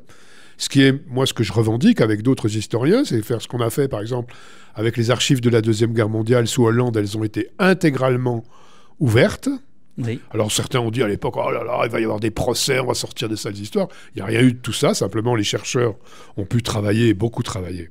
Ça, on ne le fait pas pour l'Algérie. Pourquoi ? Parce que ça gêne encore, notamment... probablement dans l'armée française et notamment dans les services secrets, hein, puisque dans la loi antiterroriste de 2021, on a glissé un article qui permet de rendre incommunicables des archives qui pourtant devraient l'être selon la loi commune, sous prétexte qu'elles auraient encore ce qu'on appelle une valeur opérationnelle. Alors, par exemple, il faut savoir que l'armée française a fait ce qu'on appelait la guerre des grottes, et utilisé en Algérie des gaz. Elle a utilisé le napalm, ça c'est une chose, hein, bombardé, donc jeté depuis les avions. Mais elle a aussi utilisé des gaz toxiques, un peu comme ceux de la Première Guerre mondiale, hein, qu'on balançait dans les tranchées, pour asphyxier les Algériens qui s'étaient cachés dans les très très nombreuses grottes qu'on trouvait dans un certain nombre de montagnes algériennes. Mais ça s'est fait à grande échelle. Alors il y a un chercheur qui s'appelle Christophe Lafaille, qui est un ami, qui a commencé à travailler là-dessus et qui se voient refuser encore aujourd'hui, au nom de cette prétendue valeur opérationnelle, l'accès, alors attends, j'y viens, l'accès à ces archives. L'accès opérationnel, ça veut dire qu'on a peur que celui qui lirait quel gaz était utilisé dans les grottes en 1958 pourrait en fabriquer pour en répandre dans les rues. Enfin, c'est ridicule. C'est parfaitement ridicule. Ça n'a évidemment plus aucune... C'est quelque chose qui gêne beaucoup, encore. Hein. Alors voilà, c'est un exemple parmi quelques autres. Pour une fois que la France ne veut pas mettre en avant son génie, c'est curieux. C'est curieux. Voilà, alors, il faut continuer à réclamer l'ouverture de toutes les archives, bien sûr. Ce qui est un droit politique, hein. Autre témoignage, Lakhdari Khalifa, 34 ans, ouvrier. Il note, ouvrez les guillemets, c'est page 87 de ton livre, Le Pen, c'était un parleur, il faisait de la psychologie. Pourquoi vous faites la guerre, disait-il? Qu'est-ce qui vous manque en Algérie? Moi, je suis un député et je suis venu ici pour la pacification. À la Villa Les Roses, il côtoie de nombreux détenus torturés, dont Ali Rouchaï. Donc là...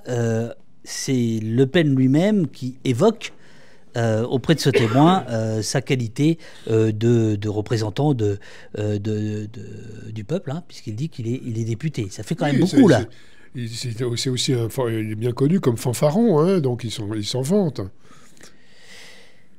Il y a cette histoire qui est évoquée dans le film, de ces morts qui sont maquillés, c'est-à-dire des gens qui décèdent des suites de la torture, et en fait on maquille leurs morts avec des balles dans le dos en disant ils ont fui, on a tiré dessus parce qu'ils fuyaient. Comme je l'ai dit tout à l'heure, à Alger on ne peut pas faire comme dans le Djebel ou dans les campagnes. Quand l'armée française allait en représailles massacrer la moitié d'un village parce qu'elle le soupçonnait d'avoir hébergé le FLN, ils ne s'embarrassaient pas de ce genre de choses. On laissait les cadavres dans les rues, sur les chemins. Mais à Alger, on ne peut pas faire ça. Hein, Alger, on est sous une certaine surveillance. Et donc, là, l'exemple du père de Mohamed Moulay, c'est que sa femme, à Mohamed Moulay, quand elle va au commissariat quelques jours plus tard pour demander des comptes, on lui dit « Madame, votre mari a été victime d'un règlement de compte. » Et la rafale de mitraillette, elle sert à ça. D'accord ? Alors, la plupart du temps, les militaires... Règlement de compte entre Félaga. Hein, oui, bien sûr, naturellement, entre Algériens. Ouais. Hein. Entre Algériens. La plupart du temps, pour expliquer, quand elle est vraiment obligée, l'armée française, de donner une explication à une disparition de quelqu'un dont on sait qu'elle l'a arrêté, elle le dit tout simplement qu'elle l'a libéré. Elle donne une date, hein, ou bien quand la mort est confirmée, elle dit abattu au cours d'une tentative de fuite. Ça, c'est la fameuse corvée de bois qu'on a beaucoup pratiquée à Alger également. Ou il y a aussi le suicide, hein, qui marche pour Ali Bouengel, par exemple, qui a été jeté du 5e étage d'un immeuble après avoir été torturé pendant un mois. On affirme qu'il s'est suicidé. Et toutes ces explications ont le mérite d'être absolument invérifiables. Hein. Personne ne peut les contredire formellement, ne peut prouver que c'est pas vrai. Il me semble que tu racontes que dans les mémoires de Le Pen, qui ont paru il n'y a pas très longtemps, il y a très peu de pages sur cette période. Il y a quelques pages, simplement, il n'y a rien dans les pages. Hein. Simplement, il fait l'éloge de cette merveilleuse lutte antiterroriste victorieuse, héroïque, etc. Or, mais sur ses activités à lui, il n'y a rien. Il s'y penche pas. Alors, j'ai pas pu consulter son dossier personnel, son dossier militaire personnel. Pourquoi ? J'en ai fait la demande parce que c'est soumis à son autorisation. Hein. Il est encore vivant et de toute façon, ça le sera encore pendant un certain temps. Bon. J'ai consulté les archives de son régiment, mais dans les archives du régiment, rien d'illégal ne peut figurer. Donc on a des choses très vagues, simplement quand même, qui permettent de dire qui est où, à quel moment. Bon, voilà. Est-ce que toi, l'historien, tu penses que les archives qu'on te propose de regarder, qu'on te laisse regarder, est-ce que tu penses qu'elles sont expurgées, ou une fois qu'on te dit c'est bon, vous pouvez regarder, ouvrez la boîte, il y a tout dedans? Alors il faut peut-être pas imaginer qu'avant d'ouvrir aujourd'hui, avant de te donner un carton à Vincennes, au service historique des armées, il y a un mec qui regarde et qui... Alors, attends, En fait, si, ça a été comme ça, pendant quelques années, quand des fous furieux ont décidé ont décrété que tout document tamponné secret défense devait être déclassifié avant d'être communicable. Ce qui a foutu une panique extraordinaire, parce que des documents de ce type, il y en a des millions. Les gens tamponnaient secret défense à tour de bras. Bon, mais ça a été cassé. Simplement, à la place, on a fait l'article dont j'ai parlé tout à l'heure pour s'assurer que certaines choses très précises resteraient incommunicables. Mais à l'époque, les militaires eux-mêmes, pendant la guerre, par exemple le 13 mai 58, quand il y a le coup d'État organisé par les ultras pieds noirs et les militaires qui vont porter De Gaulle au pouvoir, ils prennent le pouvoir complètement, là, ils l'avaient déjà en grande partie, mais là, ils ont le pouvoir à Alger, et ils détruisent. Par exemple, les archives de Paul Tedjen à la préfecture d'Alger, elles ont disparu. Oui. Il en a emporté, lui, quelques échantillons parce qu'il savait bien ce qui allait arriver, mais elles ne sont pas où elles devraient être. Et donc là, on a enlevé tout ce qui pouvait être compromettant, même indirectement. Hein. Par exemple, le fichier que j'ai découvert sur les plaintes des familles d'enlevés par l'armée française, j'en ai trouvé une copie qui a été miraculeusement conservée là où les militaires ne sont pas allés fouiller. Par contre, dans les archives de l'armée, ce fichier n'existe plus. Et puis, pardon, bien sûr, en 62, il y a eu aussi également des destructions. Voilà. Alors depuis, par exemple, pour élargir le propos, Maurice Papon, lui, comme préfet de police de Paris, à propos du 17 octobre 61, il a eu la haute main sur les archives pendant 12 ans, je crois. Hein, oui. Et donc là, il a eu largement le temps de faire le ménage. Donc, bien sûr. Voilà. Ouais. Mais aujourd'hui, par exemple, sur le 17 octobre 61, prenons cet exemple pour lequel tu étais déjà venu au poste, c'est-à-dire en visio. Comment est-ce que tu penses qu'il y a quelqu'un qui, si jamais tu vas demander les archives, qui va regarder avant de te filer la boîte, ou ça c'est fini ? Non, ça, je pense que ça, c'est fini, parce que d'abord, la corporation des archivistes a beaucoup changé. Hein. Ouais. Elle a été un peu de cette nature-là, elle se prenait pour la gardienne des secrets de l'État et de la raison d'État. Ça, c'est fini. Hein. J'ai raconté l'histoire qui est arrivée à deux archivistes, Brigitte Lenné et Philippe Grand, qui avaient osé témoigner en faveur d'Einaudi et dire ce qu'eux avaient vu dans les archives qu'on ne pouvait pas communiquer à Jean-Luc Einaudi. C'était face à Papon. Mais la corporation, elle a beaucoup changé. Donc non, je crois pas. Ces deux mais tu sais, il y a une autre chose qu'il faut dire, David, c'est qu'on est très peu à travailler dans les archives. Il n'y a pas beaucoup d'historiens. Il n'y a pas beaucoup d'historiens qui vont travailler sur ces archives. Il y en a des masses énormes.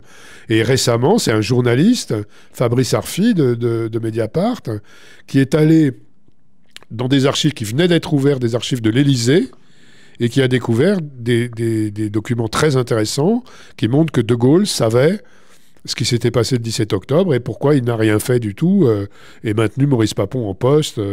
Voilà. Il y a peu de chercheurs. Hein, c'est pas très, très... Voilà, il ne faut pas imaginer des armées de type, quand tu vas aux archives nationales d'outre-mer, tu vois des gens qui se font des recherches sur la généalogie, etc. Mais les questions dont on parle, là, elles ne sont pas travaillées par beaucoup de gens. Hein. Très peu. Alors, il y a un mystère, je reviens à Le Pen, il y a un mystère, c'est qu'il ne va pas rester très longtemps, hein, en fait, en Algérie. C'est assez curieux, parce que moi, j'avais l'image d'un mec qui était resté assez longtemps. Mais bon, en fait, non, il reste 2 mois et demi, hein, à peu près. Tu te demandes pourquoi il part et tu dis, page 98, tu poses la question: a-t-il fui de sa propre initiative, Le Pen, de peur d'être inquiété par la police à la suite de 2 plaintes, prenant ainsi celle-ci de vitesse? Est-il parti sur ordre afin d'éviter au ministre de l'Algérie d'avoir à gérer un nouveau scandale? Nous ne le savons pas. Oui, alors ça c'est un lièvre que j'ai soulevé. En fait, personne n'a remarqué que Jean-Marie Le Pen, il signe à la mi-octobre, le 15 octobre 1956, un contrat de 6 mois, qui devait donc s'arrêter le 15 avril. Or, il part le 31 mars. Juste après le rapport de police qui l'accuse. Attention, le problème, c'est pas qu'il est torturé, hein, mais qu'il est là, brutalisé. Il est député, hein, donc il est quand même sous surveillance, qu'il accuse d'avoir torturé 2 types qui n'ont absolument aucun rapport avec le FLN. le veilleur de nuit de l'hôtel Albert Ier qui refuse de lui servir à boire à 2 heures du matin.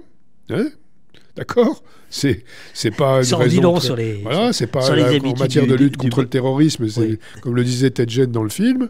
Et puis l'autre, qui est un membre d'une famille bien connue pour ses sentiments pro-français, qui est demi-frère d'un policier algérien qui a été tué par le FLN. Voilà. Et surtout, Le Pen, il s'est mis à dos une partie de la police d'Alger. Paul Ted Genne. Ce qui explique d'ailleurs qu'ils peuvent porter plainte parce qu'ils sont favorablement connus, on va dire. Les familles on reçoit leurs plaintes. Et là, alors, il faut savoir que je raconte ça en détail dans le livre, mais que sans rentrer dans les détails, au mois de mars 57, éclate vraiment un scandale de la torture en métropole. Hein, il y a plusieurs affaires, l'affaire Boubedjel, il y a la démission de Bollardière, il y a un Vercors qui renvoie sa Légion d'honneur, il y a Paul Ted Genne qui écrit sa lettre de démission.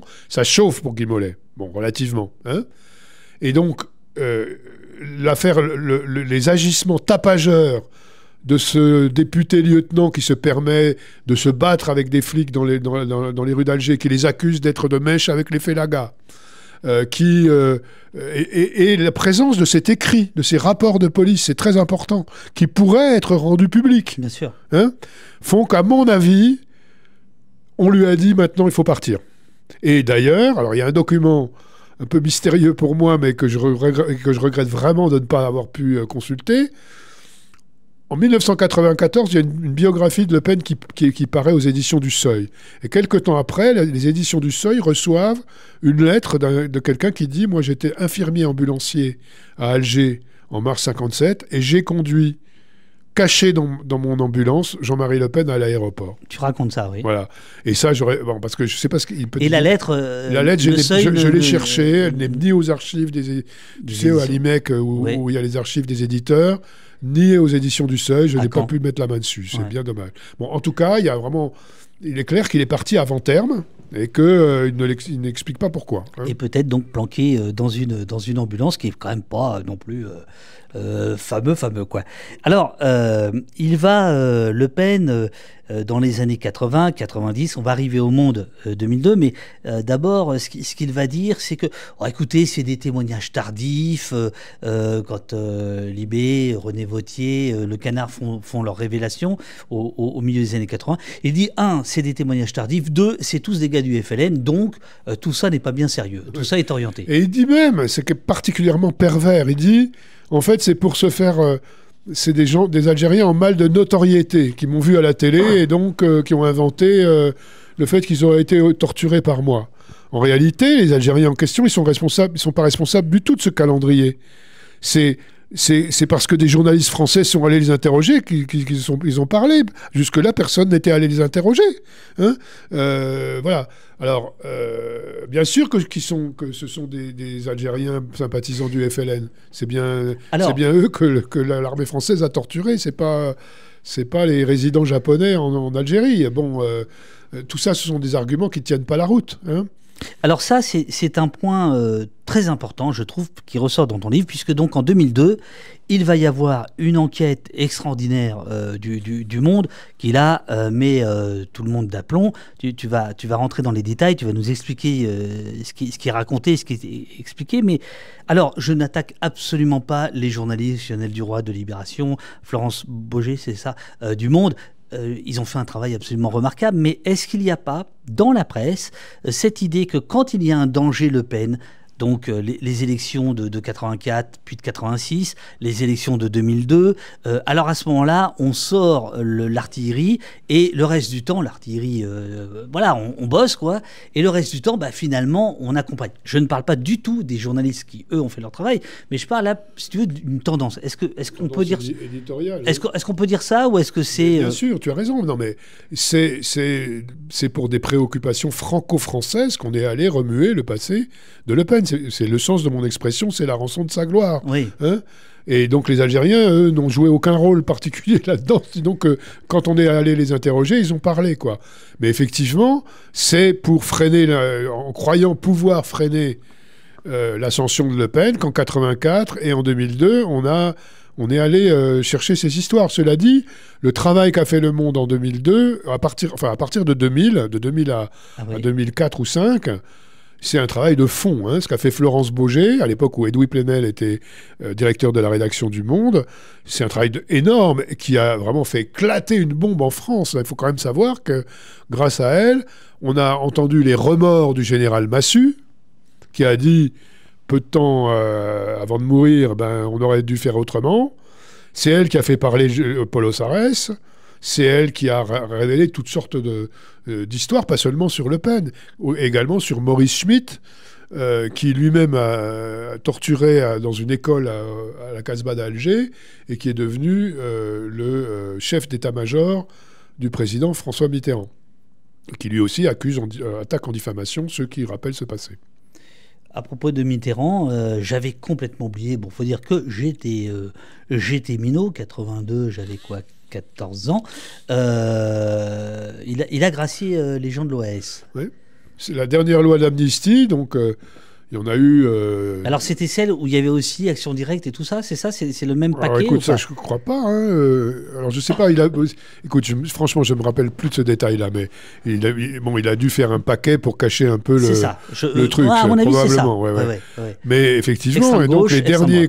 Alors là, on parle de criminels majeurs, hein, de gens qui sont responsables de centaines de morts, qui ont tenté de tuer De Gaulle, etc., qui sont gracié pour des raisons électoralistes par Mitterrand.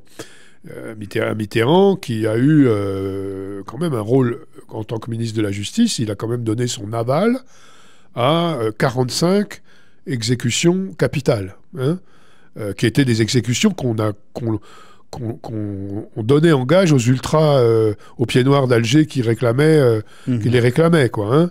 Hein. Par exemple, celle de Fernand Yveton, qui n'a jamais tué personne et qui a été condamné à mort et exécuté avec l'aval de Mitterrand. Alors quand je dis avec l'aval, il faut que je sois précis, en tant que garde des Sceaux, sa voix était prépondérante dans le comité qui se prononçait sur la demande de grâce, qui donnait un avis favorable ou non à une demande de grâce remise au président de la République. Et Mitterrand, alors je ne sais plus le nombre de fois où il l'a fait exactement, ça m'échappe, mais a très souvent refusé, donné un avis défavorable à la grâce.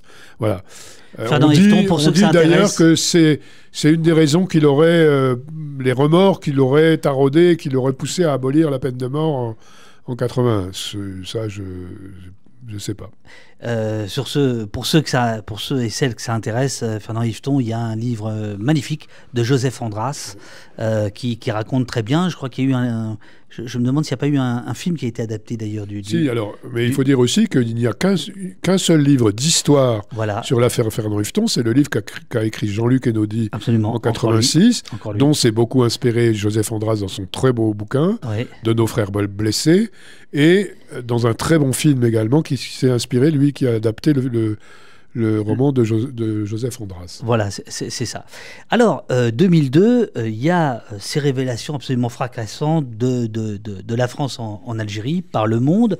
Là aussi, Le Pen tente à nouveau d'attaquer et il y a un coup de théâtre, un coup d'audience extraordinaire que tu racontes dans ton livre qui met un peu tout le monde par terre. Oui, c'est l'histoire du poignard. C'est ça. Alors effectivement, faut que tu approches un petit peu le micro là. Le procès au Monde, c'est le coup de grâce. Hein. Bon, Le Pen avait déjà perdu contre Michel Rocard et contre Vidal-Naquet 2 ou 3 ans auparavant. Il y a eu un changement de paradigme dans la justice parce qu'il y a un changement dans la société française. C'est ça. Hein, bon. Mais là, le procès du Monde, quand on lit les attendus du jugement qui déboute Le Pen de son attaque en diffamation, il n'y a plus photo, quoi. Hein, bon.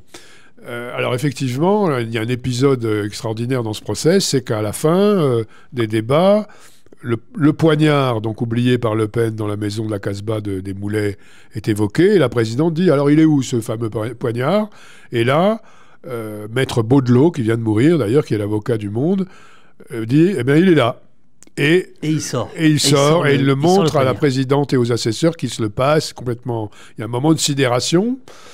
Alors c'est quand même une preuve matérielle, hein, si on le considère comme authentique, ce qui est le cas, une preuve matérielle de la présence de Le Pen dans cette maison.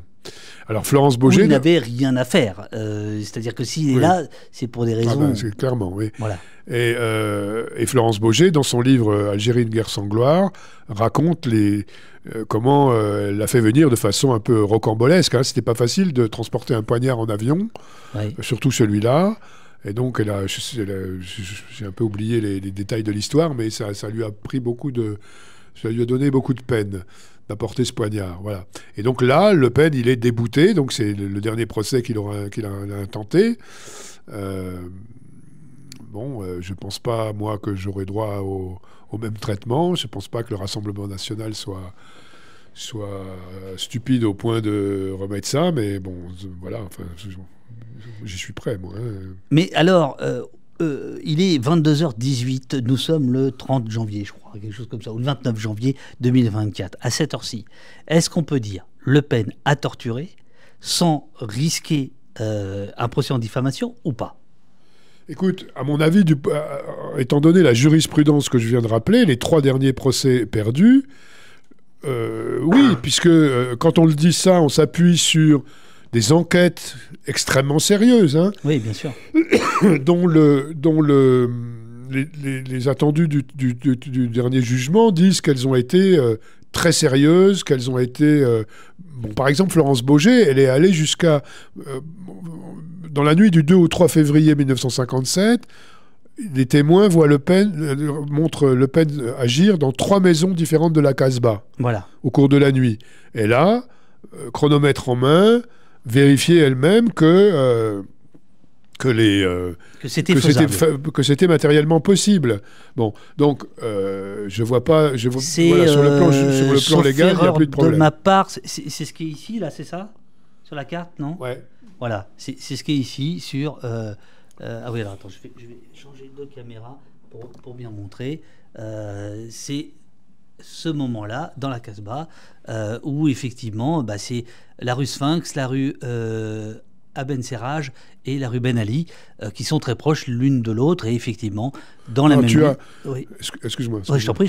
Je t'ai coupé. Tu as un sentier battant qui est particulièrement bien informé, qui nous dit que François Mitterrand a refusé 32 demandes de grâce, on a accepté, 5 avis ne sont pas connus, dans 80% des cas connus, il a refusé la grâce. Voilà. Et ces premiers, effectivement, condamnés à mort ne sont pas du tout des poseurs de bombes. Sentier battant, très connu de nos services, c'est un fidèle et il connaît effectivement tout ça très bien. Alors, il y a ces révélations du Monde, avec ce coup de poignard, coup de théâtre absolument incroyable d'audience. Et puis, en fait, juste après, il y a deux journalistes d'investigation célèbres, Pierre Péan et Cohen, Philippe, je crois, non, je ne sais plus, Philippe Cohen, qui sortent une biographie de Le Pen.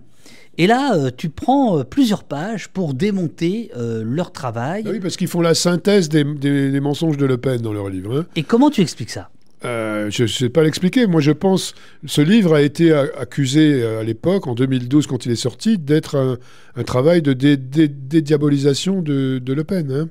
Alors, ce chapitre sur la torture, dont moi je peux parler, c'est vraiment un monument du genre, parce qu'en gros... on nous dit que les témoignages d'Algériens ne valent pas un pet de lapin, c'est pour reprendre une expression qui avait été celle de Le Pen. Ouais.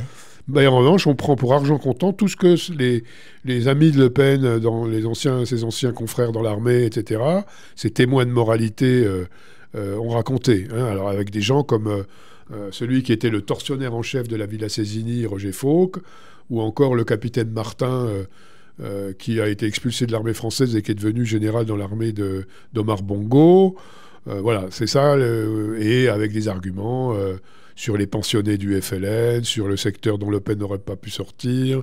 Donc j'ai dû, effectivement, reprendre tout ça en détail, parce qu'il faut bien réfuter ces mensonges. Mais je dois dire que c'est pas un travail très sérieux qu'ils ont fait. Hein. Quand un historien de la guerre d'Algérie lit ce chapitre, il trouve déjà beaucoup d'erreurs factuelles et de contresens manifestes, mais aussi une volonté visiblement de dédouaner Le Pen. Ils vont même jusqu'à dire que les rapports de police de l'époque, qui accusent Le Pen d'avoir torturé 2 Algériens, pourraient avoir été en gros inventés parce que le commissaire qui a recueilli ces plaintes était contre la torture. Bon, c'est un argument qui laisse pantois. Hein. Alors, le livre dont on parle nous demande le chat. J'ai pas la référence exacte. Le livre de Péan et Cohen ? Oui. Est-ce que tu as le nom, le titre ? Non, c'est même... Jean-Marie Le Pen, une histoire française, je crois. Et c'est chez... Zut. Uriel va trouver. Est-ce que tu as fait des débats après, je vais prendre quelques questions du chat et puis je pense qu'on pourra arrêter là. Est-ce que tu as présenté le livre en librairie ? Est-ce que tu as fait des débats ? Et si oui, est-ce qu'il y a des questions qui t'ont dérouté ou des interrogations de la part du public, plutôt jeune par exemple, des choses auxquelles tu n'aurais pas forcément pensé ? Écoute, pour le moment, non. Oui, j'ai fait quelques présentations en librairie. J'en ai d'autres qui viennent, notamment le 7 février au Mont-en-l'Air, où je serai en compagnie de Florence Baugé. Ah ouais. Voilà. Non, écoute, non, je n'ai ni le péniste en colère, ni... Alors, oui, ben écoute, on sent qu'il y a... c'est vraiment une question de génération, hein. C'est-à-dire que chez les jeunes, il y a des gens qui découvrent tout ça, beaucoup moins chez les gens... de ma génération. Bien sûr. Je prends quelques questions au débeauté du chat. Monsieur ZD te demande si vous connaissez le documentaire L'ennemi intime, histoire de la guerre d'Algérie de Patrick Rothman, qu'en pensez-vous ? Écoutez, je le connais, mais ça fait trop longtemps que je l'ai vu pour en parler. Je crois que c'est quand même quelque chose globalement d'assez bonne qualité. Mais franchement, d'accord. C'est trop vieux pour moi. Il aurait fallu que je le revoie. Sans Seferina nous dit « On a pu croire que Macron avait moins d'inhibition pour parler de l'Algérie, colonisation, crimes contre l'humanité, ouverture des archives, je les ai mis au Panthéon. Mais il a reculé sur tout. Y a-t-il des lobbies puissants en France qui empêchent ces avancées ?» Alors là, je peux parler 1h30, hein, si tu veux. Oh, vas-y, moi j'adore les historiens. Alors effectivement... Beaucoup ont cru naïvement que le jeune Macron, qui était sémillant après... aussi, on dit sémillant. Hein, oui, sémillant si tu veux, allait être le premier président décolonial quasiment. Hein. Oui, bon, oui. Ils en ont été pour leurs frais. Oui. Alors, il a commencé très fort pendant la campagne électorale en déclarant à Alger, hein, alors qu'il était en quête de soutien à Alger, comme candidat, que la colonisation avait été un crime contre l'humanité, ce qui se rapprochait de la vérité, même si c'est un peu sommaire.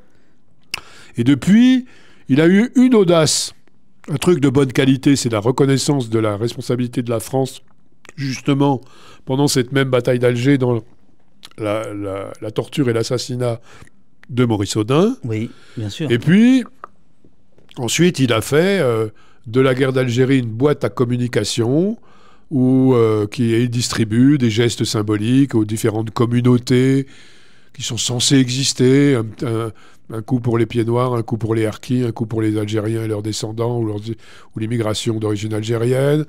Mais effectivement, pour aller vite, je dirais que la question qui importe, c'est-à-dire de dire une fois pour toutes que la colonisation dans son ensemble, et pas seulement de l'Algérie, a été donc un système d'oppression, d'exploitation basé sur le racisme et qui a donné lieu à de nombreux crimes contre l'humanité, doit être condamné au même titre que l'a été l'esclavage ou la responsabilité de la France de Vichy dans la Shoah. Eh bien, cette question-là, il l'évite soigneusement. Et pourquoi ? Alors, plutôt que de parler de lobby, je dirais écoutez, il n'y a qu'à regarder la situation politique. Hein. Dans ce domaine-là, dans le domaine mémoriel, comme dans les autres domaines, dans celui de l'immigration, par exemple, il a le pistolet de l'extrême droite sur la tempe et il utilise lui-même le pistolet, si j'ose dire. Hein. C'est-à-dire que c'est très frappant, quand même, les dernières déclarations qu'il a faites en direction des pieds noirs. Il occulte carrément le rôle criminel de l'OAS dans la tragédie qui a été celle des pieds noirs. Hein. En 62, si ça se passe tellement mal à Alger ou à Oran, par exemple, c'est en grande partie à cause de la terreur que sème l'OAS Bon, voilà, je ne vais pas développer là-dessus, Oui, mais oui. eh bien, ça, c'est complètement occulté. Et donc, on est, à mon avis, toujours... on n'est pas sur le chemin... je pense qu'on a régressé. Hein, moi, je disais que... Je rappelle souvent qu'en 2000, il y a eu un appel des 12 de personnalités comme Germaine Tillion, que vous avez vu, Gisèle Halimi, Vidal-Naquet, Jean-Pierre Vernant, qui demandaient au pouvoir politique de 2000 de condamner solennellement la torture prise comme symbole de toutes les exactions coloniales. À ce moment-là, au pouvoir, il y avait Jacques Chirac, gaulliste, et à Matignon, il y avait Lionel Jospin, socialiste. C'était le moment idéal, puisque les deux forces politiques impliquées jadis dans tout ça étaient là. Eh bien, l'appel des 12, qui donc est resté lettre morte, Jospin lui-même, qui avait pourtant commencé sa carrière dans l'opposition à la guerre d'Algérie, a bloqué l'initiative.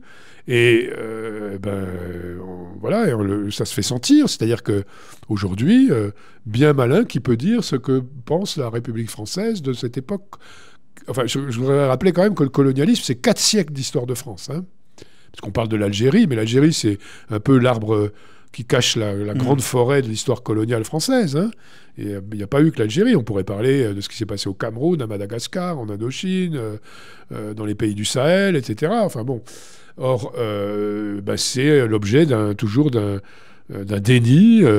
Et donc, tout est possible. On peut en faire l'apologie. On peut faire applaudir à l'Assemblée nationale, comme ça a été le cas en 2022, la nostalgie de l'Algérie française, hein, par un député Rassemblement national, José González, qui ensuite a dit non, il n'y a pas eu de crime de l'armée française, à moins qu'on ne révise d'histoire, a-t-il dit. Bon, voilà, tout est possible. Et c'est grave, et ça nous empêche de voir ce que nous sommes en réalité, hein, parce que c'est vraiment une histoire qui est constitutive de l'identité française, et pour ne rien dire de la Ve République, qui est un régime qui est né de la guerre d'Algérie, hein, de la volonté de garder l'Algérie française, hein, je voudrais le rappeler quand même. Bon.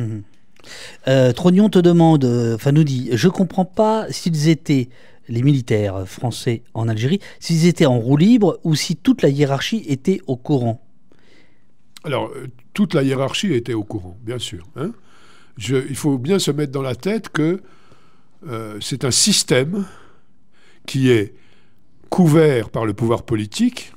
On a même Max Lejeune, par exemple, on a des témoignages qui disent qu'il vient et dit « allez-y, faites-le hein ». Oui, bon. oui. Voilà. Il y a un cadre légal qui est donné dont on sait très bien ce qu'il va produire. Alors, on ne le dit pas explicitement. Les pouvoirs spéciaux, quand on donne à des parachutistes le droit de faire absolument ce qu'ils veulent à ceux qu'ils considèrent comme suspects sans avoir à prouver que ce sont des suspects de quoi ils sont suspects, on sait très bien ce qui va se passer. Bien sûr. Et on sait que ça s'est déjà produit en Indochine. Bon, donc voilà. Et on enseignait la torture aux officiers, hein, je répète. Et il y a une doctrine qui est enseignée à cette époque aux officiers supérieurs de l'armée française, qui s'appelle la doctrine de la guerre révolutionnaire. En réalité, il faut entendre de la guerre contre-insurrectionnelle, qui prônait cette façon de faire, qui comprend la torture, hein, la disparition forcée, la torture. Donc, ce n'est pas des dérapages de quelques-uns, c'est un système qui a été assumé.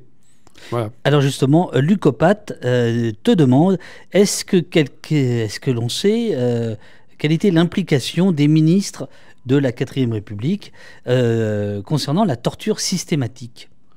Ils l'ont couverte, ils l'ont encouragée même. Hein.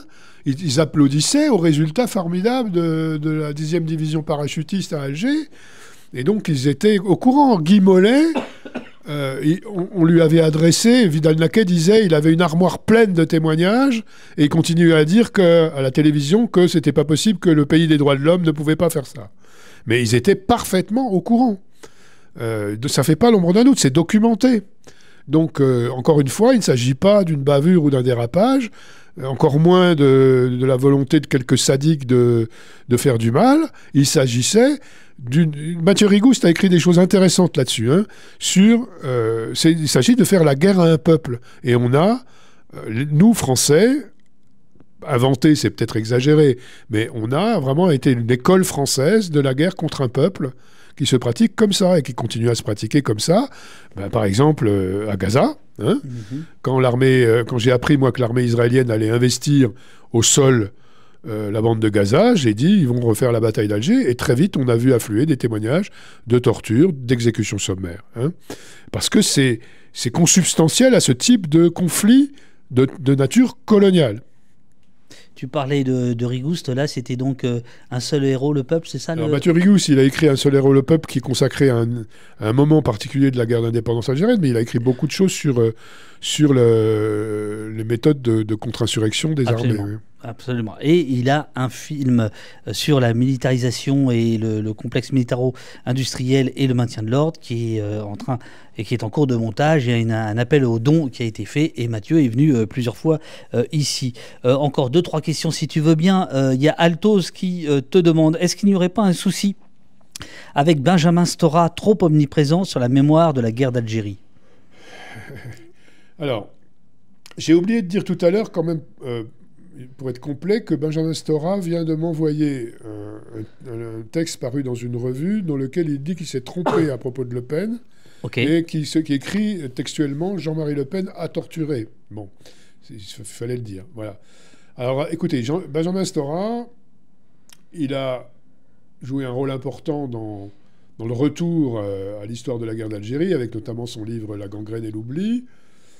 Il a fait le choix de collaborer avec les politiques, en disant quelque chose qui n'est pas faux au départ, c'est que, vous savez, les travaux historiques, ils n'ont à peu près aucune influence sur la représentation collective des choses. Hein. Nous, on a un peu l'impression de remplir le tonneau des Danaïdes, vous savez, on documente, mais voilà, on continue à entendre les mêmes conneries. Par exemple, on continue à entendre qu'il y a eu des torts partagés pendant la guerre d'indépendance algérienne. Hein. Alors d'accord, l'armée française a fait des choses pas bien, mais le FLN aussi. Ce qui est complètement stupide et aberrant. Hein. On met une symétrie, une mise en équivalence entre des choses qui n'ont rien à voir. On a d'un côté une organisation qui se bat pour la liberté d'un peuple, qui commet des violences, effectivement, mais qui n'ont absolument aucune commune mesure. D'ailleurs, le simple décompte des morts de la guerre d'indépendance algérienne suffit à le prouver. Hein. Aucune commune mesure avec les violences d'un État surpuissant. Voilà, donc c'est le genre de truc qu'on ressort systématiquement parce qu'encore une fois, il n'y a pas eu de pédagogie qui a été faite. Vous savez, moi j'ai été prof longtemps dans le secondaire. J'ai vu comment la loi Taubira sur l'esclavage a permis d'enseigner. Hein, là, on parle des collégiens, des lycéens de ce pays, ce qu'a été l'esclavage, vraiment. Comment la déclaration de Chirac sur Vichy en 1995 a permis un développement de l'enseignement également de cette histoire. Sur la colonisation, on est dans le potage complètement. Oui, je te l'accorde, mais peut-être que parce que la colonisation, elle est plus proche. Tu parlais du travail des historiens qui servira à pas grand-chose. Dans quelle mesure le travail extraordinaire qui a pu être fait par les historiens sur Vichy n'a pas incité finalement en 95, donc 50 ans plus tard, Chirac... Oui, si tu veux. Tu vois. Alors, pour en revenir à Benjamin Stora, donc il a fait le choix de se laisser... J'aime bien quand tu vas jeter là. Non, je te jette pas du tout. Non, mais ça, mais c'est intéressant. C'est le même sujet. Ouais. Benjamin Stora, il a fait le choix de collaborer avec l'Élysée, à mon avis, de se laisser instrumentaliser à outrance par l'Élysée, parce que il a écrit un rapport qui est calibré pour plaire à l'Élysée. Hein. Évidemment, quand on fait un rapport, si on veut qu'il soit accepté... qu'il soit rendu public, il faut qu'il soit fait pour plaire. Voilà, bon, moi, je ne suis pas du tout sur sa position, il le sait bien, hein, mais bon, voilà. Dernière question, enfin, il en reste 2, mais dernière du chat, c'est Moumou qui te demande... et la torture des femmes. Est-ce que Jean-Marie Le Pen a été mis en cause? Je pense à Jamila Boupacha, notamment violée et torturée par l'armée française. Oui, alors, pas par Le Pen, parce qu'il n'était pas là à ce moment-là, mais alors il y a une chose qui est un grand non-dit, pour toutes sortes de raisons, c'est le viol. Hein, le viol a été massif. Il a été massif. Florence Baugé insiste beaucoup là-dessus. Elle a raconté l'histoire terrible de Mohamed Garn, qui était celui qu'on disait qu'il était devenu français par le viol, Vous savez, dans les villages de Kabylie, quand les femmes voyaient arriver l'armée française, elles allaient se rouler dans la merde. C'est pas une façon de parler, hein, pour être répugnante et pour échapper au viol. Alors, il n'a pas été systématique, mais il a été très répandu. Le viol des hommes aussi, à la bouteille, hein, c'était une méthode de torture très répandue. Oui, tu en parles d'ailleurs dans le... Alors, les femmes ont été torturées, tout à fait, mais les enfants aussi. Moi, dans le site 1000 autres, là, on a des gosses de 14-15 ans, hein, qui y sont passés. Il y a un témoignage extraordinaire dont je voudrais bien arriver à faire une édition critique digne de ce nom, qui a été écrit par Huguette Akash, mais qui a été publié sous un pseudonyme, Esmeralda, qui raconte sa torture à elle et à plusieurs dizaines d'autres femmes dans la fameuse école Saroui, où officiait notamment celui qui est devenu le général Maurice Schmitt, chef d'état-major de Mitterrand. Bien sûr, les femmes, on a arrêté moins de femmes que d'hommes, parce qu'elles jouaient un rôle moins évident dans le FLN, mais on en a torturé beaucoup, oui. Ultime question, c'est la question rituelle d'Au Poste. Qu'est-ce que nous avons fait pendant 1h30 ? Ça, c'est une drôle de question. Qu'est-ce que nous avons fait ? Nous avons lutté contre l'oubli. C'est pas une réponse drôle, mais c'est une bonne réponse. Merci beaucoup Fabrice d'être venu pour ce livre. Le Pen et la torture, Alger 1957, l'histoire contre l'oubli. Eh bien, tu viens de le dire, Le passager clandestin. Et puis j'ai vu aussi Mediapart. Alors, oui, Mediapart, ils font des petits trucs comme ça, Mediapart. Dis donc, comment tu dis ? Qu'est-ce qui leur prend à Mediapart de faire des petits bouquins comme ça ? Bah écoute, j'avais commencé par faire après l'histoire. Vu que tu as cité 2 fois Plenel, je te soupçonne d'être proche. Oui, non, mais j'y collabore à Mediapart. Je sais bien. Et puis j'avais fait cet été une série de 3 papiers avant de faire ce livre sur Le Pen et la torture. Oui. Merci beaucoup, c'était éprouvant mais utile, nous dit Trognon. Roland te dit, Roland qui habite le sud de la France, merci beaucoup monsieur. Pasto te dit merci. Gégé Bonnet te dit merci beaucoup pour ce partage.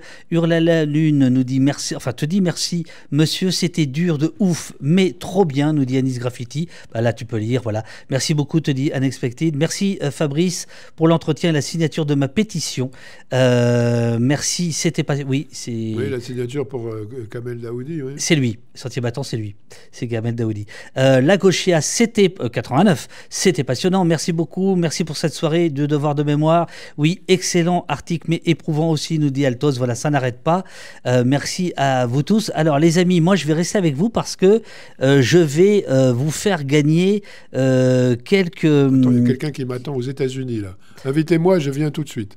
Je vais raccompagner Fabrice et je vais revenir avec vous pour vous faire gagner le double coffret DVD René Vauthier édité par les Mutins de Pancher. On a 4 coffrets à gagner. C'est super ça, hein. Franchement, les coffrets des Vauthier, là, ils sont formidables. Et ben voilà, je vais leur dire de te clipper et de faire une publicité. C'est estampillé secret défense. Voilà.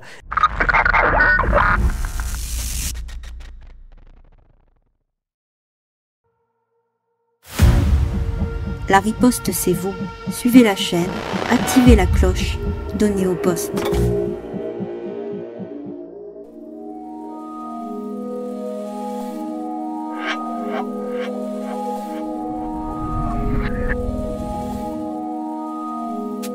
Soutenez-nous sur auposte.fr.